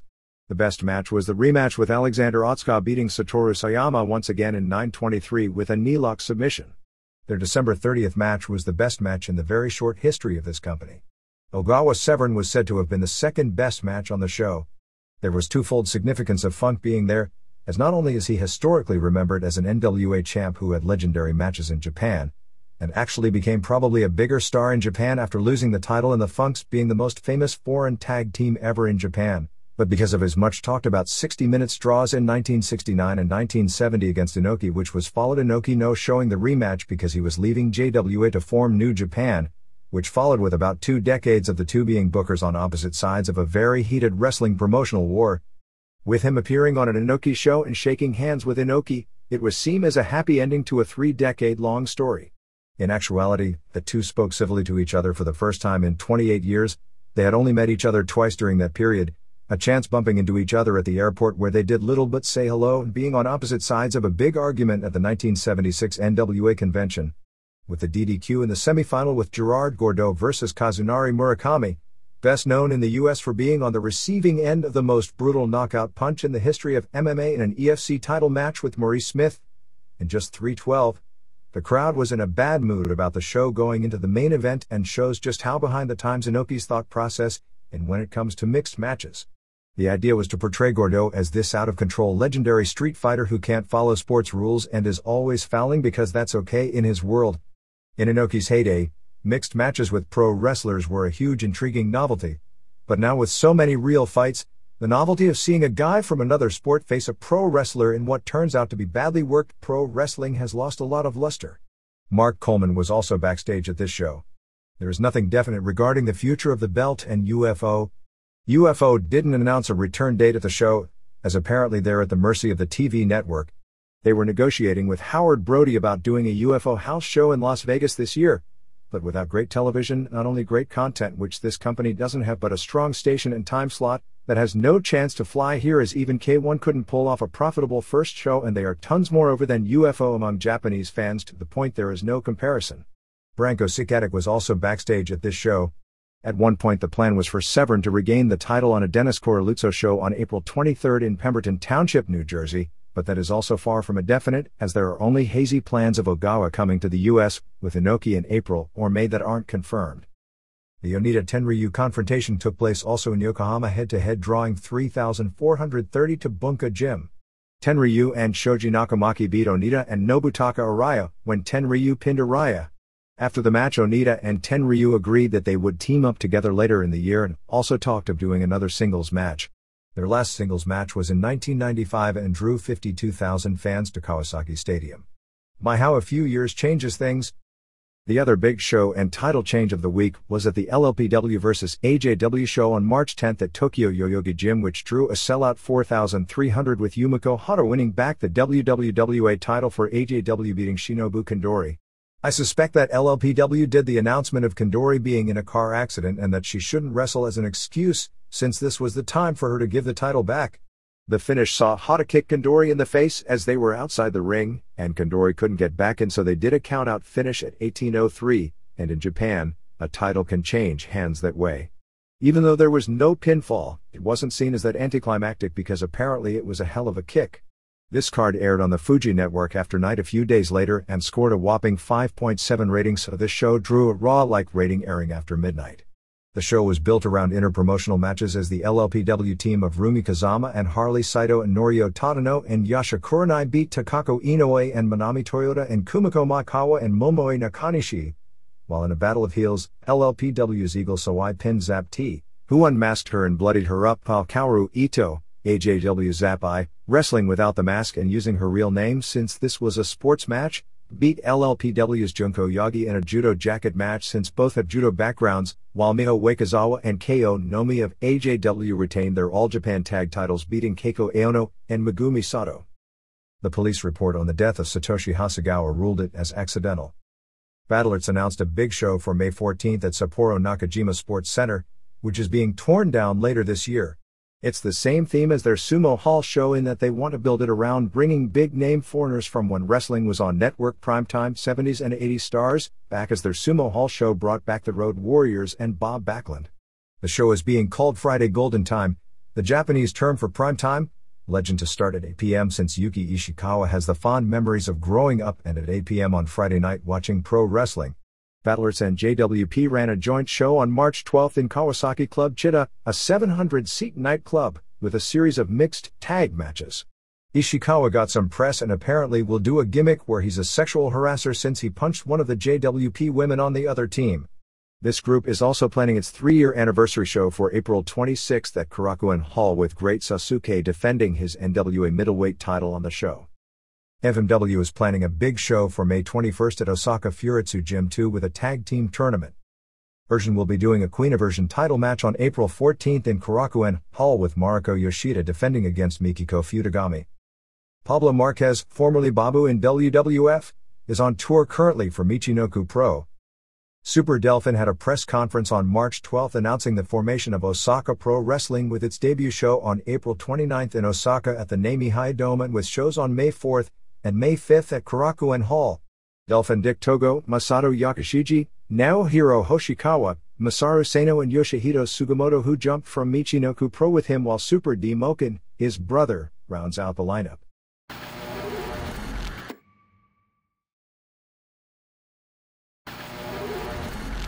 Here and there. Although we've heard this before, Terry Funk has said that he's going to wind down his career. Funk wrestled his first match back on March 14 for the Apocalypse Wrestling Federation, wrestling his old rival Abdullah the Butcher in Toronto after contracting hepatitis A in early January. While on the men, Funk said he and his wife discussed his future in the ring and pretty well agreed that he'd fulfill a few bookings that he had made before getting sick, and that would be it, although not ruling out finishing completely, as he could do a show here and there but wouldn't be on the road to any degree, as he decided it was time to stay home. He said he's got a date booked in Alabama that he wants to do and may go back for one more shot in Toronto because he enjoyed it, but figures he's only got a few matches left. The show, billed as Scar Wars, drew the promotion's biggest crowd in its history, 744, and Funk was reported as putting on an amazing performance. He broke 2 wine bottles and sliced them over Butcher's forehead and stomach, causing Butcher to bleed from both places. Funk bled, of course, from a fork. Chris Kanyon from WCW was at the show scouting the local talent for extras since they are filming the Jesse Ventura NBC movie. Kanyon is a technical advisor in Toronto. Next show is April 11th, headlined by Missy Hyatt vs. Sherry Martel. It appears that A&E will be doing a 3-hour wrestling block on March 21st, re-airing both the Wrestling with Shadows documentary and the bio on Andre the Giant. I finally saw the Andre thing and liked it a lot. There were factual errors and omissions, but I really enjoyed current WWF ref Tim White and Frenchie Bernard, both of whom traveled a lot with Andre over the years, who were probably Andre's best friends, and to see how they really loved him and the way they told the stories, along with the stuff in the small town he grew up in. The show was produced by Chris Mortensen, who also did the A&E history of pro wrestling, so it had the same factual mistakes as the first one, and it did come across more at times as the larger-than-life folktale version of the life of Andre as opposed to a true-life story, but at least they didn't tell the story of the giant redwood tree blocking the road as Edward Carpentier was driving in the mountains and this Paul Bunyan-like figure coming out of the mountains who picked it up. I don't know, but any Andre story which talks about him being 7'4", he was probably 6'9" or 6'10", loses something right from the get-go when it comes to credibility. Some stuff was a little out of control, but that's what you get when interviewing a hypermeister like Gorilla Monsoon, who called Andre the most recognizable sports figure of the 20th century along with Muhammad Ali, which is something of a major overstatement. They claimed Andre vs. Hogan at the Pontiac Silverdome was the largest audience ever for an indoor sports event, which it very well may be, except it wasn't a sports event. They listed the famous Andre Hogan match as 1986 when it was 1987, but again, those are small things. It showed a poster of him from the early days in France as Jean Fer, named after a famous French lumberjack, although in looking at results from France in 1966, he was listed as Jean Fer, the same ring name he used when he first came to North America working the Montreal circuit before Vince McMahon Sr. changed him to Andre the Giant. Monsoon said that nobody could have ever beaten him, which I guess is something that makes a good myth and we'll truly never know, and naturally the Maida story which contradicts that didn't make the piece. Although the Maida deal was when he was 39 years old and terribly overweight and immobile, but after seeing Manny Yarbrough in so many MMA matches, and he was almost as tall, much bigger, nearly 700 pounds, and participated in combat sports like judo and wrestling as opposed to Andre, who never did get his clock cleaned by mid-level guys. I'd bet on a real fighter, if he's smart and plays his strategy well, although if a young, somewhat in shape, athletic guy with some fighting heart who was the size of Andre was trained to be a fighter, it would be an entirely different story. Against a huge man, no matter how fearsome the huge man looks on the surface. If you look at Andre's thickness and girth, he looks like he should have destroyed all powerlifting records, but he never trained with weights, and wrestlers of that era when Andre was young noted his strength when it came to pushing was really only average, as Andre couldn't press very small men overhead the way guys like Goldberg or Steiner do with big men routinely, although his pulling strength was said to be superhuman, but the life of Andre was basically built around fantasy anyway, and this special certainly played to that part of it. They talked of Andre's daughter with White saying he cared for her and took care of her, and she was never able to visit him because of problems with the mother that hurt him. That is a very different portrayal than on a tabloid news program before Andre's death about him disavowing any knowledge or interest in her, trying to go to court and claim he wasn't the father, and when it came out that he was, never seeing her. Monsoon claimed Andre was the most famous athlete in the world in the 70s, which there was simply no way, although he definitely was the most famous wrestler. Bernard said that after undergoing back surgery in 1986 that Andre was never the same, and talked about his career in wrestling ending years before his death, when, in fact, he was still working All Japan 6 weeks before his death. The NWA Board of Directors and Vice President Bill Barron sent out a media release as a response to Anthony Maliaro's letter in last week's issue, which read, "Recently Anthony Maliaro, Tony Rumble, used the Wrestling Observer and the internet to publish a letter expressing his opinions on the NWA, its board of directors, and its membership. Mr. Maliaro spent considerable time in the document insulting NWA board members, while providing what could at best be described as a one-sided expression of recent board activity and other NWA business. That Mr. Maliaro decided to use the Observer and the internet as a sounding board for his unique opinions is regrettable. One would assume that someone with 15 years' experience in wrestling would know better. The board will not address any of Mr. Maliaro's allegations other than to say that his statements of facts contain certain fictions. What is of concern to the board is Mr. Maliaro's suggestion that he is forming a splinter organization called NWA/America. By not recognizing the world champions recognized by the NWA and this board, Mr. Maliaro is in violation of NWA bylaws, and is risking action by the board including, but not limited to censor, termination of membership, and potential legal action. The NWA board and its membership are committed to growing the organization and helping its membership. Mr. Maliaro has taken a position of singular opposition to these goals. It appears that unless the NWA is recreated in a fashion acceptable to Mr. Maliaro, he will never be happy. Someone once said the needs of the whole outweigh the needs of the one.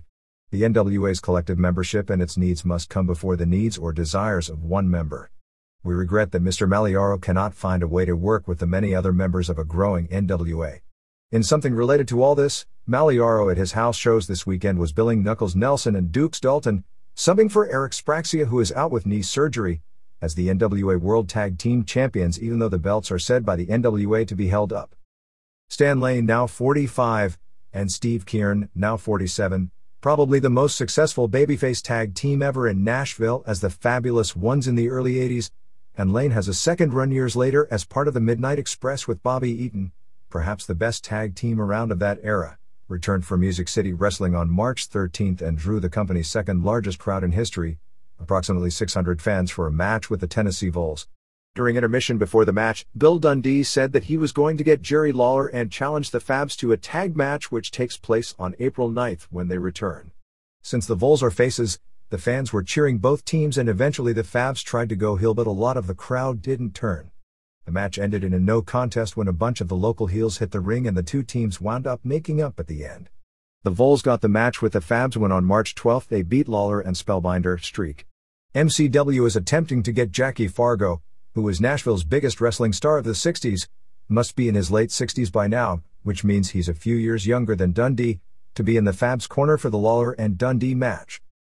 In Jonesboro, Arkansas on March 7th, Michael Hayes and Brandon Baxter beat Randy Hales and Baldo in the big stipulation match, so Hayes wins the PPW title. Hales got his head shaved and lost the company to Baxter, and Boy Tony had to leave the promotion for 1 year. Sean Stasiak did an interview saying that last year his father died and last week his mother, played by Mae Young, is noted last week, had a heart attack from the match with Lawler and Stacy in Jonesboro, so we're doing more fake heart attack angles.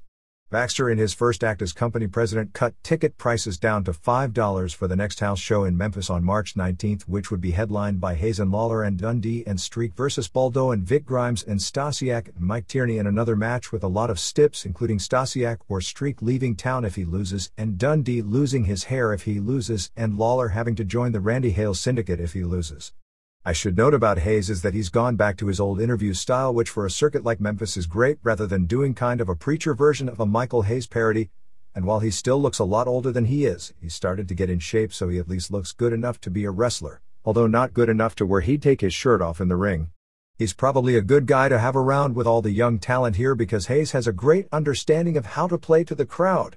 Also on the Jonesboro show, Kid Wicket and Derek King won the tournament to become the first PPW tag champs. Kurt Angle and Steve Bradley are coming in as the latest WWF trainees. They tease that Lawler may turn heel and join Hales' syndicate. Lawler and Stacy also ran down Dundee, saying he was living in the past.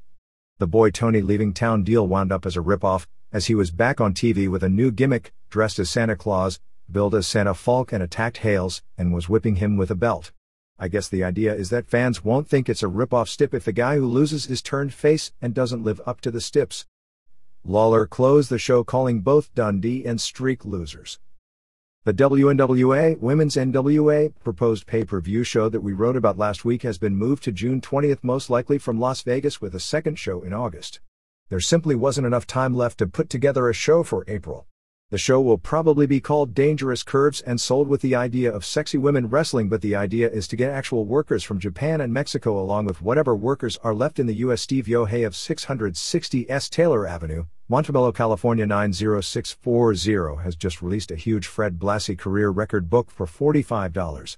It's several hundred pages of results listings and a ton of newspaper, wrestling magazine and program clippings along with photos from the lengthy career of Blassie, mainly concentrating on the period from about 1961 to 1973 Southern California wrestling, and also his 60s East Coast program with Sammartino.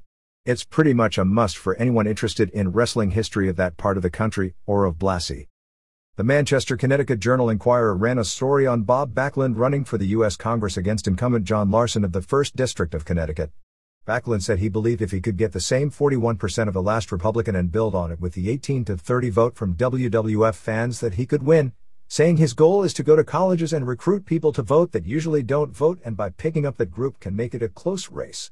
When Backlund was interviewed on the issues, he basically had nothing to say.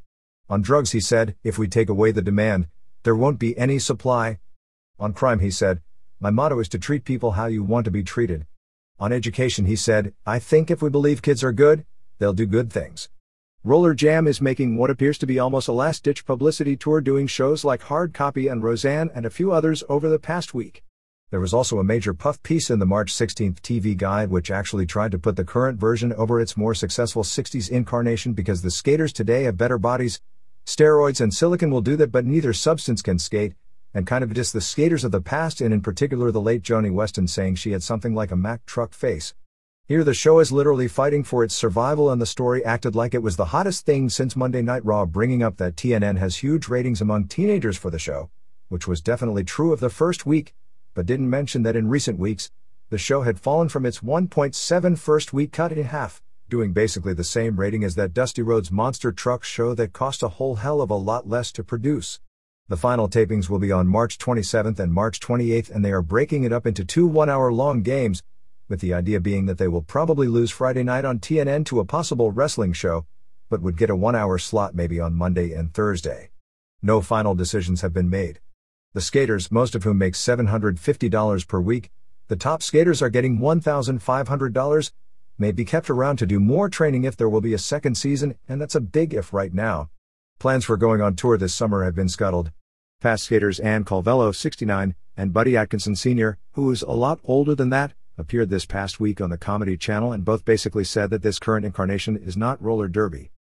Stevie Richards was hospitalized with a collapsed lung after an NWA match on March 12th in Toms River, New Jersey, and a possible separated shoulder. Richards was apparently working the shot with pneumonia. A correction to the report of World Legion Wrestling out of Springfield, Missouri folding. Actually, they underwent a booking change from Bill Ash, who's out of the picture, to Harley Race. The group is scheduled to be on the America One Network starting April 3rd in a 9 p.m. Eastern Time slot, which means it'll air in between ECW and Music City. The Comedy Channel is Canada is doing a 1-hour special on the life of Mad Dog Vachon, which will include interviews with the likes of Don Leo Jonathan, Gene Kiniski, Killer Kowalski, The Destroyer, and Butcher Vachon. The Archangels, Damon Darkangelo and Phoenix King, won the NWA New England Tag titles from the House of Pain on March 13th in Southbridge, Massachusetts, while Max Justice won the APW Universal title from Michael Modest on March 12th in San Jose, California. The BBC in England is working on a film project based around the independent wrestling scene in the United States. MMA. Mark Coleman was in Japan this past week to do PR work to build up his April 29th match at Nagoya Rainbow Hall against Nobuhiko Takada, which will be the main event on the Pride 5 show, which will probably be an all-shoot show except for the main event. Coleman also appeared on a special on the Fuji TV network doing a 3-minute fighting exhibition with Akira Shoji, who has fought on previous Pride shows. Apparently, when Coleman was asked by Joe Gold of Full Contact Fighter before going to Japan for the press conference whether the Takada match would be a work, he responded something to the effect of that he had to feed his family. There was also an exhibition on that television show with Ensign Inoue versus Kazushi Sakuraba.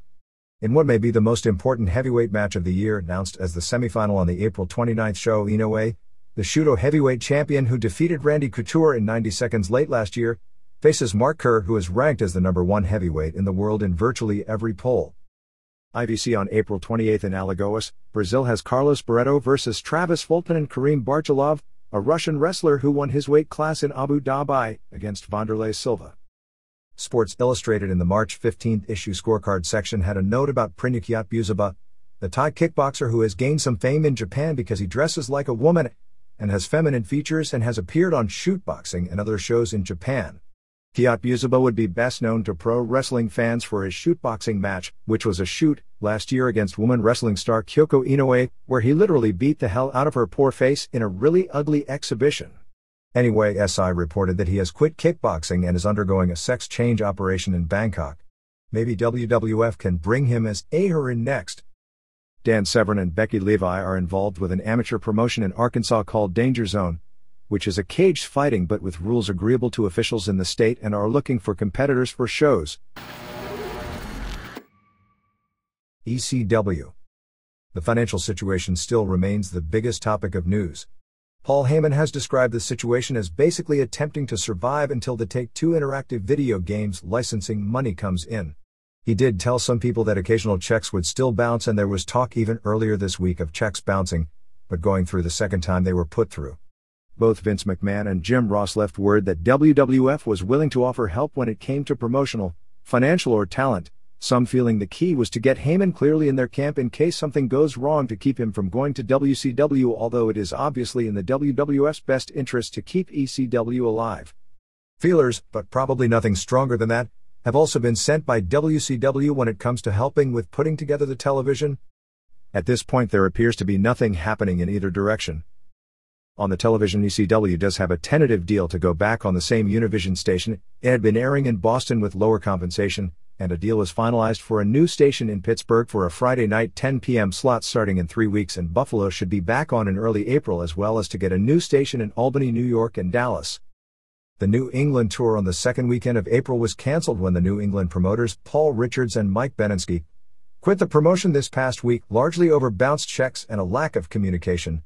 This was largely based on putting expenses from the November tour on Beninsky's family credit card, which was not unusual as ECW had been doing business like this for 3 years with no problems. They received a check in January for that money which bounced and screwed up the family credit card. Richards and Beninsky said that Heyman told them at the time it was a problem because the company was switching banks and that if they redeposited the check it would clear, and they did, and it bounced again. ECW sent a new check, which again bounced. Finally last week the check cleared, from the same Chase Manhattan Bank the company has always done business with, and Richards and Beninsky quit, so they left the company without being owed money. There was also an ECW check that bounced at the Palladium in Worcester, Massachusetts, and the building told Richards and Beninsky that they couldn't do business with them anymore. ECW itself had heat with them because they didn't want to be running shows in Revere, Massachusetts, calling the building a cafeteria, and wanted to run bigger buildings in the market. Richards was also unhappy with how the loss of the television was handled, in that they, as local promoters for shows planned in mid-April, were never told that ECW had weeks earlier called the station and told them they couldn't afford to pay for the TV time and that the show would be pulled from the air for the 5 weeks leading to the tour. Steve Carl tried to explain the TV changes as a situation where ECW was drawing strong enough ratings that they shouldn't have to pay to get on any longer, and that the deals as structured weren't beneficial to the company in the long run. The live show for the March 21st pay-per-view from Asbury Park, New Jersey is sold out. There are some standing room tickets that will be sold at the door, to the tune of about $100,000. Heyman wants to bring Terry Funk in for the pay-per-view to restart the Tommy Dreamer angle, although if he does come, which is not a definite, it would probably only lead to a one-match blow-off on the May pay-per-view show, and it's exceedingly doubtful to the point of not going to happen for the two to work any kind of a program past that, if they even work the one match to finish the story. A promoters meeting was held before the ECW Arena show on March 13th. The basic gist of the meeting is that the old deal the promoters of the live show were getting will be changed as of May 16th. The old deal was $1 per ticket for the first 1,000 tickets sold and $2 per ticket after that point would be changed to a flat fee of $500 to $750, depending upon the size of the building, for the first 1,700 tickets sold, which is now the break-even point for the house shows on an average case scenario, and a bonus per ticket after that point, but with a ceiling on the bonus. Naturally, the promoters were all unhappy because the new deal is structured far worse. Heyman categorized the old deal as a sweetheart deal for the promoters, because if a show drew 1,500 fans, the promoters would make $2,000, but ECW would lose money on the event. Dan Cole was apparently talking with people about quitting because he was so unhappy with the way the new deal was structured. Mosco Delambre said from Mexico is being brought in to work a program with Super Crazy, since the final Crazy vs. Yoshihiro Tajiri match would be on the upcoming pay-per-view show. Tajiri may work a singles program with Little Guido, as over the weekend they officially broke up the FBI. There at one point was talk of putting Guido vs. Antifaz del Norte on the pay-per-view show, since they had a good match on television several weeks back with Antifaz mask against the hair of Tommy Rich. But it looks like that's been dropped since, as a cost-saving measure, a lot of the veteran guys working underneath, who had been full-timers but basically just filling out the cards like Rich, Tracy Smothers and One Man Gang, appear to being phased out, although Gang will probably be given a few dates to put over Sid on the way out. Rod Price will be attempted to be repackaged. Big Dick Dudley was fired, which had been brewing for months, while John Kronus was also given notice that he was being let go. That these are all, at least to a small extent, belt-tightening measures. As Heyman admitted, running smaller buildings and drawing full houses in the long run were unprofitable shows as compared to half houses in bigger buildings that would have the perception of being less artistic successes, and a major reason for ECW getting in the financial shape it got in. Guido and Sally Graziano may be kept together doing the FBI gimmick. Regarding the Tommy Dreamer statement last week on the radio regarding potentially leaving, apparently we got the story out of context. Dreamer said that he was working on a handshake agreement and didn't have a contract. He said he'd take a huge money offer thrown his way and that none had come his way.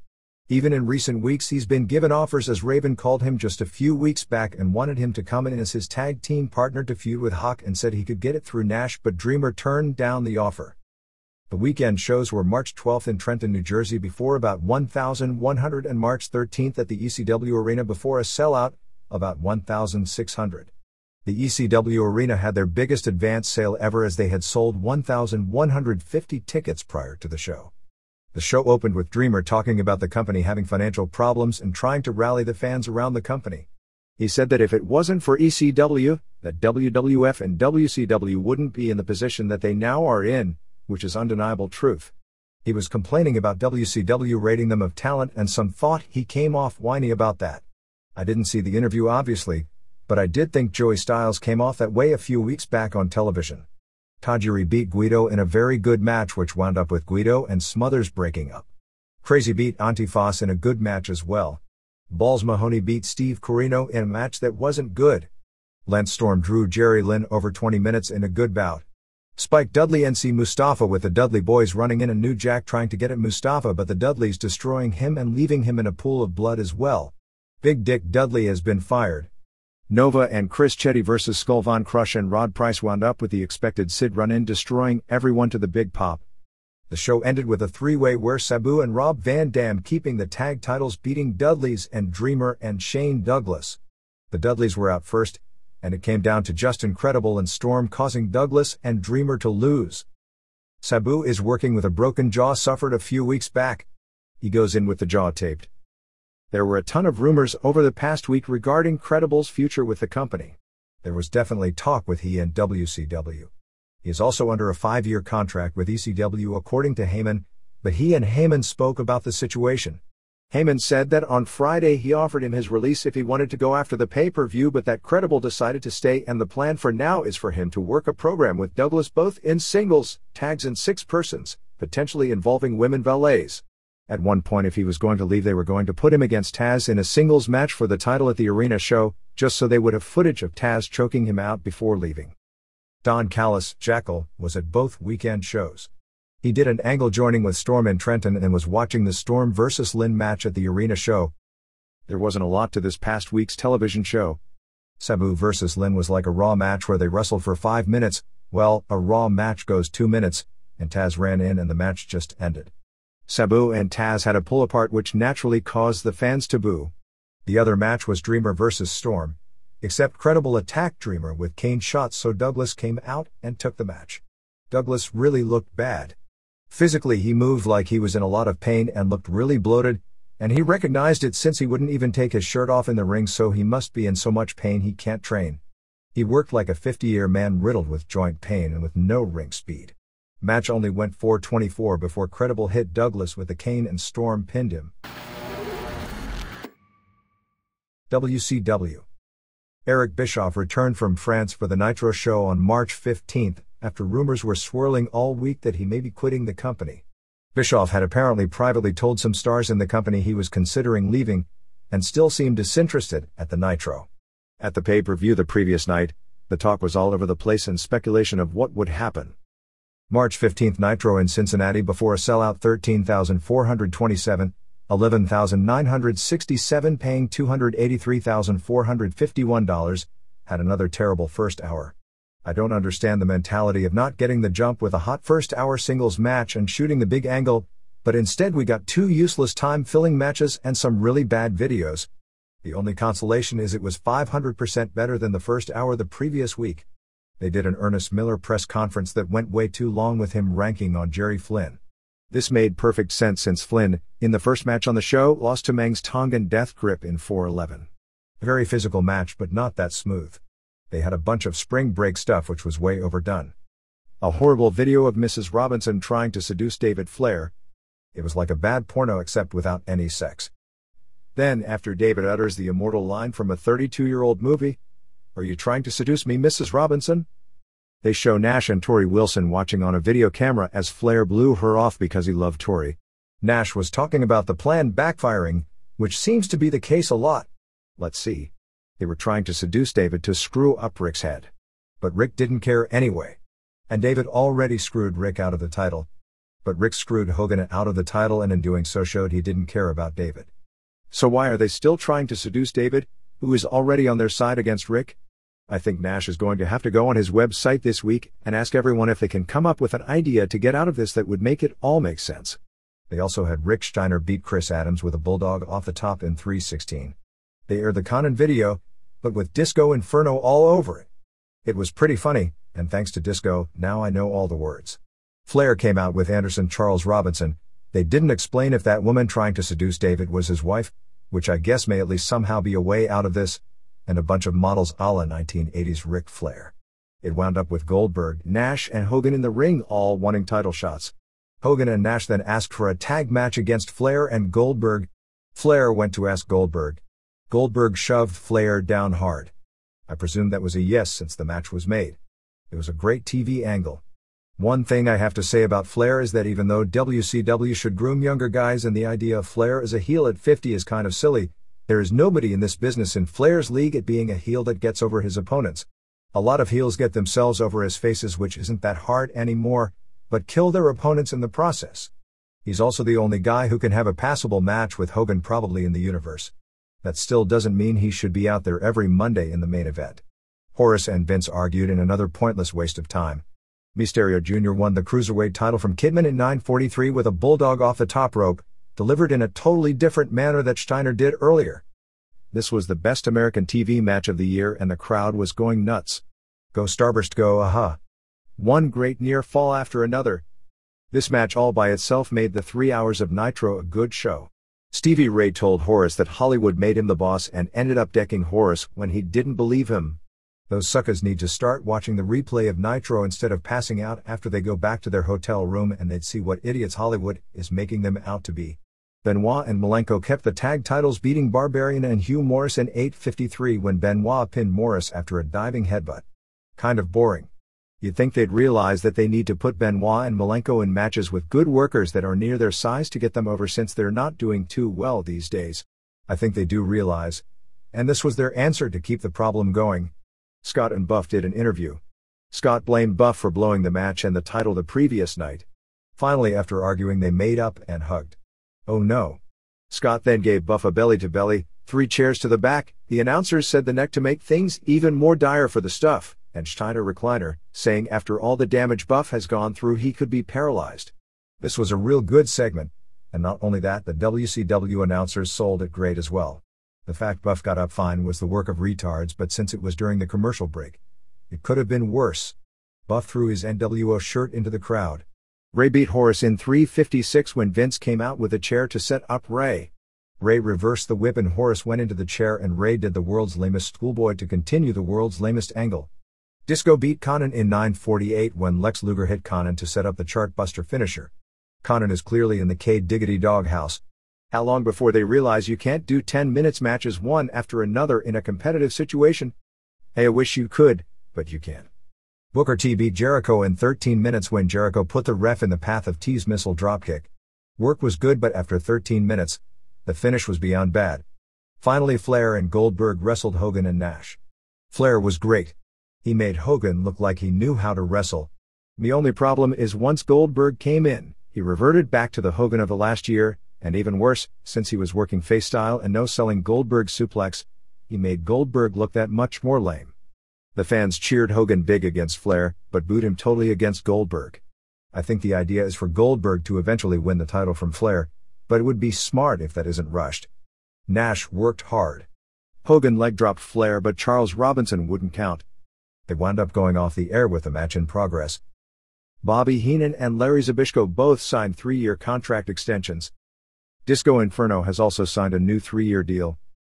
Bret Hart was at Nitro but wasn't booked on the show. He's supposed to start doing an angle with Goldberg on March 22nd to build to an angle in Toronto.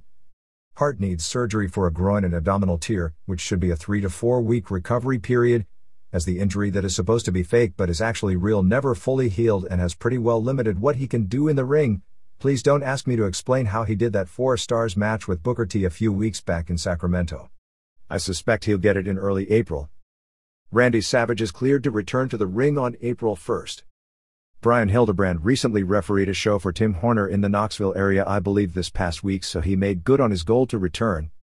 Bischoff was talking about doing an advertising campaign for WCW to differentiate itself from the WWF due to being not as crude, rude, or sexual. Vampiro returned at the March 16th tapings in Toledo. He was using the same gimmick as in Mexico, as his new gimmick was basically given to Perry Saturn instead. Steve McMichael no-showed the March 8th Nitro. It was originally to be McMichael and Benoit and Malenko versus Hart and Windham and Hennig as the semi-final. McMichael wasn't there, so it was changed to Hart versus Van Hammer. Chris Benoit appears on Off the Record on March 23rd, and either Nash, Bischoff or Hogan will appear on March 30th. Believe it or not, Ron Race was signed to a new contract. This from the same company that fired Steve Austin. David Flair has been training regularly at the power plant and wants to eventually become a full-time wrestler. ESPN was at the March 8th Nitro in Worcester interviewing all the big-time players for its March 30th Outside the Lines 1-hour special on wrestling. All I can say is that based on all the work that has been done, that this crew should have by far the most accurate portrayal of the business of any of the recent TV segments. A lot of people constitute that to mean negative, but I think it'll probably be both positive and negative.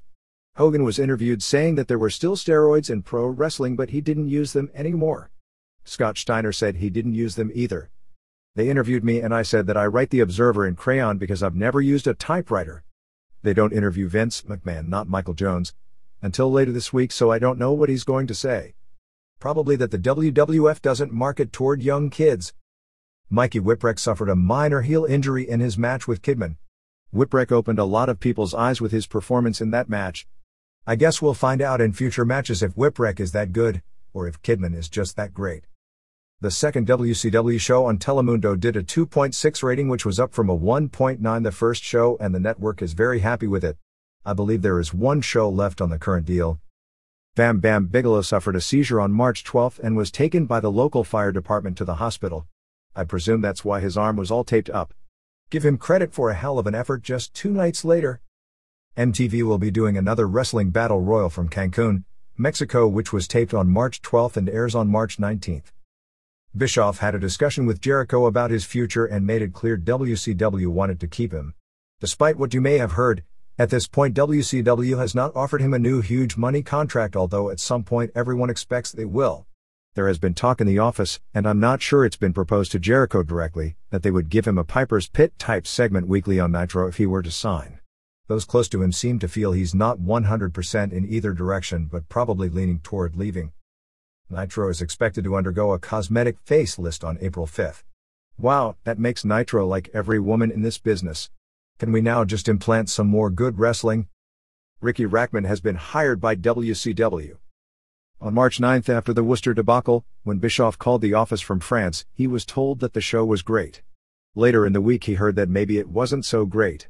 His attitude seems to be that it's going to take time to get a new concept over, and he's going to give Nash enough time to either sink or swim. Thunder on March 11th, which was a taped show with all those terrible segments that made the Nitro that week what it was, repeated for viewer pleasure and pain, drew a 3.31 rating, which is among its lowest in history. WCW Saturday Night on March 13th did a 2.2. Flex Magazine did a story on the 10 best physiques in wrestling, listing in order: Warrior, Scott Steiner, Goldberg, Luger, Shamrock, Sting, Wrath, Val Venus, Scott Hall, and Hogan. They picked Warrior number 1 because he was the only guy who had actually done well in bodybuilding competition, because he took 6th in his class in a Mr. America and won a Mr. Georgia before going into wrestling. Steiner, as unproven in competition, could only be number 2. The fact Warrior did this like 15 years ago, and by the standards of Flex, bodybuilding contest, the freakiest juiced up monster is the best, by all rights Steiner should have won. I'm still trying to figure out how Sting made the list ahead of Bagwell or Brian Christopher, or China, or even Mr. McMahon for that matter. And saving the stupidest for last department? After all those years of Shane Douglas talking about Ric Flair, Flair, who won't even say anything bad about Hogan publicly, had this to say on WCW Live Audio: he is a quarterback that thought he was going to go in the first round, that went in the 7th round, that knew because he went in the 7th round he had to play harder, but never made it. He threw the ball 10 yards shorter. He ran the 40th of a second slower. Everything he's done in life, he's done behind the scenes, and he's cried about everything and everybody. If it's not me, it's Nash. If it's not Nash, it's Hall. If it's not Hall, it's McMahon. If it's not McMahon, it's Bischoff. At some point in time, you got to look in the mirror. Do you think that fans listen to that shit? 10 years ago, he told me he was going to be a medical doctor. Everything in his life is pretty much a dream, or a thought, or an afterthought. And I'm happy that he's making money where he's at, because he'd never go anywhere else. He's, been given the opportunity, and some guys cut it, and some guys don't. I understand he challenged me to the ultimate fight or something like that. Well, let me tell you this. If you take the needle out of his ass, he's 140 pounds at best. And you tell him 90 days after he takes the needle out of his ass, anytime, anywhere, and I'm 50 years old. As a matter of fact, my son Reed, with the needle out of his ass, will beat him in record time. And Reed's 11 years old and weighs 126. I think Shane Douglas off the gas is about 126 pounds soaking wet. If I'm Bob Barker, one of the names Douglas has called Flair in the past, he's let me see who was that cop on Andy Griffith that walked around with a hat on sideways? He's Barney Fife. Excuse me, Dr. Douglas who never went to school. Dr. Douglas who never made it in WCW, who blamed me for it. I wasn't the booker, however. Dr. Douglas, who didn't make it in WWF. Dr. Douglas, who's alienated himself. Dr. Douglas, who is blown up at 220 pounds. You can't beat my 11-year-old son. How about that? Douglas' response on OneWrestling.com: I'm honored that after 5 years of me dogging your ass, that you finally had, well, enough balls if you'd call it that, to bring up the challenge and make this response. I'm sitting here reading down, having a good laugh. First of all, Mr. Flair, taking the needle out of my ass, maybe you ought to reinvestigate this and learn your syntax. Mr. Flair. Going to medical school? Yeah, I was accepted to medical school. Maybe that's something you can't understand in that pea brain of yours. Because I choose to stay in this business and dog your ass, thinking you might be man enough someday to accept the challenge. Maybe I should have gone to medical school. I'd had a bigger challenge with a cadaver. As far as your syntax goes, Mr. Flair, as a matter of fact, my son Reed, with a needle out of his ass, will beat him in record time. Well, I suggest that you stop stooging your son off if he's using the juice. Secondly, maybe you should take the needle out of his ass, shove it in your own ass, and maybe those tits won't flap around like they do all the damn time. Maybe if you don't put juice in it, maybe put a little Viagra, maybe you get a little backbone, enough to stick up for yourself and fight like a goddamn man for once, instead of being the big pussy that you are. Douglas went on from this point, and actually it degenerated even more into a pro wrestling promo talking about Taz being the real world champion and challenging Flair to a fight in a parking lot that I was embarrassed for him just typing and erasing the rest of it. But it was funny how Douglas claimed that Flair has been spending the last year begging Paul Heyman for a job and then threatened to bring up things you don't want brought up if he continued to bring his family into it. Anyway, that's the last time I'm wasting space on this kind of fantasy angle until they at least work for the same company and try to use it to draw money. WWF. No word at press time how the IC title change and the Hardcore title change affects the WrestleMania lineup. I'd presume that Road Dogg and Billy Gunn switch slots, but you can never presume anything in the WWF. Angles shot for Heat on March 21st seemed to indicate Road Dogg, Shamrock, Venus and Goldust in an IC title four-way. Raw on March 15th in San Jose, California before a sellout 13,146 paying $322,315 opened with Rock coming out and doing an amazing promo in that the crowd was chanting in unison every catchphrase with him. He called out Vince, who was mad at him and started calling him Dwayne and bringing up how he took care of his father and how his father took care of his grandfather and how Rock owes him for everything. He said he thinks of Rock as a son and Paul White was there to defend the belt for the family, but that White would never be a part of the family. White came out mad at Vince. Vince slapped him. White snatched Vince and finally Vince ordered a tag match with Rock and White versus Austin and Mankind for later in the show. Road Dogg won the IC title from Venus in 3:02 with a DDT. Match basically was one near fall after another and the crowd was really into it. DX did a celebration in the dressing room where they teased an eventual dog versus ass match. Shane McMahon beat Patterson and Briscoe, who were dressed up as LOD. At least that gives them an excuse to bring LOD back to feud with Patterson and Briscoe for at least one Raw show. The idea was funny. Shane actually did a nice leap from and dropkick spot with Patterson, but then tried to punch him clothesline for 231 and the crowd died, and he looked really bad. He hit both guys with lame belt shots and pinned them simultaneously. I felt bad for the 5 Patterson fans left in San Jose who had to watch this. I guess that's why guys have to go to wrestling school to learn if they aren't owners' sons. Jim Ross and Steve Williams came out. During the show they were, as the show was going on, building a new announcer's table.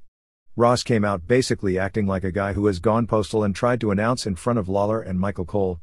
It's pretty clear the idea here is to portray Ross as a parody of himself and set people up to accept Cole as the real announcer of Raw and not as simply the guy there while everyone waits for Ross to return. There was actually dialogue a few months back with Michael Landsberg of Off the Record about hosting Raw with the idea of it being permanent, but he was told by TSN that he'd have to drop his show because of the credibility factor of shilling for wrestling, so he didn't pursue it any farther. Jarrett and Hart beat Public Enemy in 154 when Jarrett hit Grunge with a guitar right in front of the ref, who didn't DQ him because the gimmick is that the wrestlers and officials in WWF don't want Public Enemy around because of where they came from, but Public Enemy wants to stay. Hart pinned Grunge to win. This appears to be a setup if need be for an ECW versus WWF feud. The angle that nobody wants them in WWF stems from the idea that many believe signing them was a bad idea to begin with, and it has nothing to do with where they came from and everything to do with the fact they stand out like a sore thumb in their matches. Bossman vs. Mideon cage match ended with the entire corporation beating up Mideon and threatening to remove his eye unless Undertaker left Vince's house. Taker said they could do whatever they wanted because his disciples are willing to give their life for the cause. They did a segment with Lawler at the Playboy Mansion and Hugh Hefner and a bunch of Playmates were all over the place. This segment had really bad acting, but I guess they correctly figured, judging from the 6.75, that nobody was going to care about the bad script and acting. The Playboy issue is on the verge of being the bestseller in the history of the magazine for real. Sable came out and showed photos from the spread slightly censored. She talked about that being the last time anyone gets to see her without paying for it. Tori said she'd gladly let everyone see her for free and took off her dress. My, how the circle turns. About 10 years ago, Terry Pock started in Portland as a bodybuilder valet and was supposed to do a fight and wore pants. Booker Lynn Denton told her she needed to wear a short skirt because she may someday be a wrestler, but she wasn't one at that point and she was there for guys to see her panties. So over the next 10 years, she gives up her life and goes to Japan full-time and destroys her body to learn to actually be a wrestler. And 10 years later, things are exactly the same as they were on day one, except she's making a ton more money. Billy Gunn won the hardcore title from Bob Holly in 637 with the rocker dropper, which is now called the Fame Asser. With a finishing hold with a name like that, he might as well wear those shorts even smaller and run around in his thong panties even more. Holly broke a juice mug in Gunn's face. Some chair shots. Gunn pressed Holly and threw him onto Ross' table, destroying the table and sending Ross packing for the rest of the night. Pretty entertaining match. McMahon had earlier in the show called the police to save his home, but the police captain said he was watching Raw on TV and thought it was all a publicity stunt. Now that was funny. Anyway, at this point the segment is way beyond dead and a cop does go to investigate, but nobody was there. After the cop left, they burned a cross, the Undertaker symbol, on Vince's lawn. Triple H called out Kane. It was obvious from the physical difference it was Undertaker. After he made Triple H look like a jabron, Vince started begging him to help him and he pulled the mask off, revealing Undertaker, and he snatched Vince. Lights went out and Taker disappeared, saying in his wake that he showed he can get Vince anytime he wants to. Show ended with Rock and White going to a double countout with Mankind and Austin in 11:45. Austin and Rock worked really hard and had amazing heat together. They tried to push it as the biggest match in Raw history, and the heat was there, but the ratings the next day proved otherwise. White showed more intensity in this match than he has in the previous 2 years in WCW, but Rock just overshadows him so much when they work together that White seems in comparison like this massive mound of no charisma, which isn't a great first impression. I guess it was a double count out. They were fighting outside the ring and then Austin's music played for no reason and the show went off the air. They also taped Heat for March 21st with Gun Over Snow, Road Dogg, NC Shamrock when Venus, Goldust and Blue Meanie interfered. Williams beat both Hardy Boys in a handicap match, Godfather losing to Triple H and Rock NC Bossman. In for Super Astros tapings in Bakersfield and San Jose were Miguel Perez, Apollo Dantes, Elio del Santo Negro Casas, Armando Fernandez, Papi Chulo, El Bendito, Scorpio Jr., and Sho Funaki. There is a lot of talk of Taka Michinoku returning, but only for the Super Astros division. In a story that literally got a ton of local publicity because of the celebrity status over who was involved, Jerry Lawler was arrested on charges of reckless endangerment and turned himself into Shelby County, Memphis, police on March 16 from an incident at the airport on March 5. A woman airport officer gave Lawler a ticket for staying too long and not constantly unloading at the curb where you aren't supposed to park but can unload your luggage. Lawler started yelling at the officer about the ticket and she wouldn't talk with him, just gave him the number of her supervisor. Lawler wound up, according to him, crumbling up the ticket and throwing it on the ground and drove off. On March 13 at TV, Lawler was asked by a reporter for TV5 about an outstanding warrant for his arrest. The officer's version on the arrest warrant claimed that Lawler cussed her out, tore up the ticket and threw it in her face, and when he drove off, ran over her right foot. When Lawler returned from TV in San Jose on March 16, he surrendered and was booked and released later that evening and had a court date the next morning. Sable is taking acting lessons because people have floated the idea to her about being a regular in a TV series. For those who keep track of these things, Nash Bridges dropped from a 9.8 rating down to an 8.2 the week after Austin appeared. LOD is going to work for Shawn Michaels and Jose Lothario's new promotion based out of San Antonio. Nicole Bass was signed to a conditional developmental contract. She may be a bodyguard for Sable or an opponent for China or play the role of a kickboxer who had a sex change operation. WWF did a casting call for women wrestlers for a proposed Glow-like show this past week in Los Angeles. Mark Merrow will be undergoing the elbow surgery on March 30. Although they are doing an angle where Chyna's eye was injured and she's out of action on the TV, she worked the house shows without an eye patch over the weekend, hitting X-Pac with a low blow for the finish where X-Pac and Triple H lose to Jarrett and Hart. Heat on March 13 from Bakersfield, which did a strong 4.89 rating, consisted of exactly 70 seconds of wrestling in 60 minutes. Shane was back announcing. After 5 minutes, I was starting to miss Terry Taylor. Vince and White came out. White looked to have gained 30 pounds since the last taping. White wound up beating up Mankind, who vowed revenge before the show was over. Throughout the show, White kept wanting to get at Mankind, but Vince kept telling him to wait until WrestleMania. With Mankind down, Vince kicked him. Mankind got up and attacked refs and jumped Test. Test beat D'Lo Brown via DQ in 53 seconds when X-Pac interfered. Snow came out for a match but Mankind attacked him. Droz came out to join in attacking Snow, but Mankind then attacked Droz with a chair. Mankind also hit Holly with a chair. Holly and Venus beat Outlaws in 17 seconds when Venus pinned Dog with a German suplex, and they issued challenges for title matches on Raw the next night. Mankind beat up 3 more local indie guys, one of whom was Christopher Daniels, in the dressing room. Public Enemy talked about how people didn't want them in the WWF but they were staying. The Brood then jumped them so we didn't have to watch them wrestle. Tiger Ali Singh offered $500 for a fan to do a Jim Ross impression. A guy who looked really familiar to me, I think he was affiliated with a California indie group, came into the ring and acted like his face was frozen and slurred his words. Ross and Steve Williams came out. Williams suplexed the guy on his head. I think he's still lying in the ring in Bakersfield today. He then gave Singh a Dr. Bomb. Ross did an interview but they immediately cut backstage to McMahon telling White to run them out of the ring. They really treated the Ross deal like a prelim angle to get White over. White came down and instead of seeing a White versus Williams confrontation, which I guess would mean one of them would have to sell for the other and be established as not a killer too early, Williams and Ross simply left. Mankind ran out and hit White with a chair. White didn't sell it and choke-slammed Mankind onto a chair when Austin showed up to do a promo. They were loudly yelling time cues at Austin so he'd finish by the time the show went off the air. Both Livewire and Superstars on March 13 to 14 did 1.9 ratings. Shows over the weekend were March 12 in Anaheim, which drew 13,633, paying $384,321, about 2,000 shy of capacity. March 13 in Las Vegas drew 12,296, paying $283,338, and the Heat taping in Bakersfield drew a sellout 7,999, paying $182,914. Merchandise for the week was $357,235 or $7.60 per head.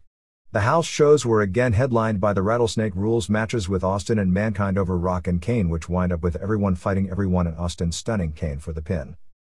Fitness model Trish Stratus has not signed with the WWF but has been told to send a resume to Jim Ross. Val Venus will be on Off the Record on March 26 arguing against unions with a union leader. The readers' pages. Pay-per-view. At an individual level decision, it doesn't make much sense anymore to buy an expensive pay-per-view like the Royal Rumble when the significance of the outcome is all essentially discarded within a few days. But enough people are captivated by the sheer immediacy of the Rumble, regardless of whether the pre-match stipulations are adhered to, that those of us looking for any long-term impact from the results probably are irrelevant. Given that experience, it will be interesting to see how long, if at all, the results from WrestleMania are kept meaningful. Steve Johnson. Charlottesville, Virginia. WCW. WCW is killing itself. The reason WWF is kicking their ass is because it's younger and hipper. WCW has shown an extreme inability to push any of its best talent to the top. Chris Benoit is the single most wasted piece of talent in the Big Two. I feel more people would rather see Benoit work against Goldberg than Lex Luger or Scott Steiner. If Benoit received a push to the top, he'd be far more over than Luger, Steiner or Hall could ever hope to be. Chris Jericho is the second most wasted piece of talent. He could be the next Ric Flair or Shawn Michaels if he was given the right push. Juventud Guerrera is another. The guy got over at one point without ever even getting a push. He's got great fire and charisma. There is no market for guys like Hugh Morris, Bryan Adams, Meng, and the Barbarian. They are all put over on television and beat many wrestlers who are much better than they are, and it makes no sense. There is a market for great young workers, but not for old boring uncharismatic clods like the names listed above. They kill crowd heat and kill television ratings. If WCW had an ounce of creativity, Benoit vs. Jericho for the WCW World title would be the headline match on pay-per-view. Instead, we all have to sit back and watch these guys' prime years pass them by while Hogan stays on top for another 10 years. Hogan isn't going to step down. He has no loyalty to WCW. He's not like Baba or anything. He's just trying to keep making big money and keep himself on top and feed his ego every Monday night. WCW needs to put the guy into mid-card specialty matches. But since WCW isn't creative enough to make new stars, as Goldberg was a fluke, they'll just wait until the day Hogan stops coming and they'll be totally screwed because they won't have any talent to work at the top level. Shannon Stewart. Savannah, Missouri. It cracks me up when Eric Bischoff talks about the way the WWF uses sex to sell their product. Does he ever watch the Nitro Girls dance? How about some of those pelvic thrusts? How about when they spread their legs as far as they can? I'm not complaining, I love it. I think Bischoff needs a reality check. I haven't seen Deborah McMichael spread her legs apart that far. How does Dustin Runnels feel watching Ric Flair and Hulk Hogan double juice on pay-per-view, and how come they aren't fired? Can we say hypocritical? Mike Pochowski. Moncton, Pennsylvania. DM, at this point I think we should all realize the last thing you'll ever get from a wrestling promoter is consistency in thinking or in handling talent. There are always going to be triple and quadruple standards. The first hour of Nitro on March 8th was one of the worst displays of wrestling television ever. 1 hour of ego stroking and some of the worst skits ever. Does anyone over 15 find Kevin Nash's sense of humor funny? It reminds me of graffiti on the high school bathroom wall. How did Nash ever accumulate enough power to grab the book at WCW? Here's a guy who came into the industry late in life. He never paid his dues. He stunk up the joint as the Master Blaster. He stunk up the joint as Oz. He stunk up the joint as Vinny Vegas. He discovered a minor amount of charisma hanging around with Shawn Michaels. He stunk up the joint as WWF champion. Now he has creative control in WCW. I don't get it. Why does anyone think he has a track record to book the storylines in one of the biggest wrestling promotions in the world? Paul Armentano. Silver Spring, Maryland.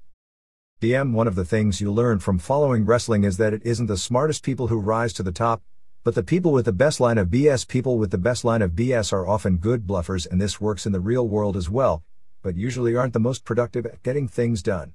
If you just glance at Nash's website, you'll see he fits into this category perfectly.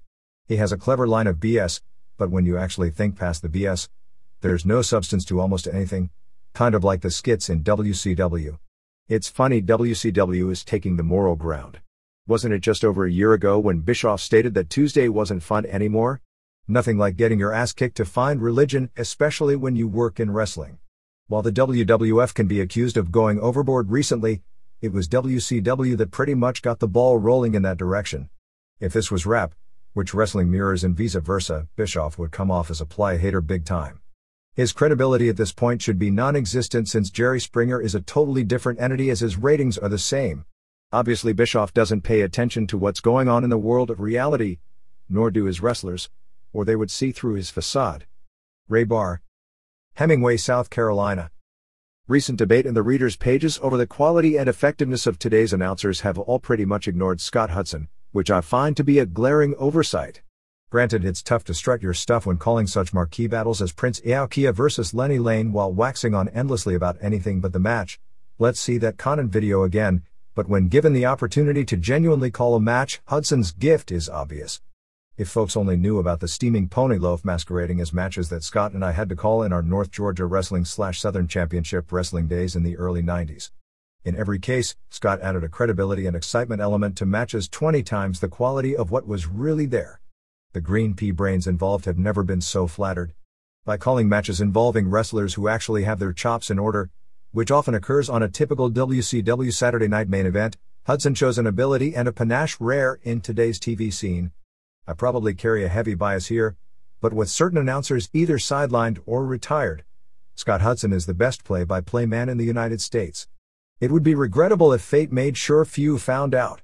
Stephen Prozik, Atlanta, Georgia.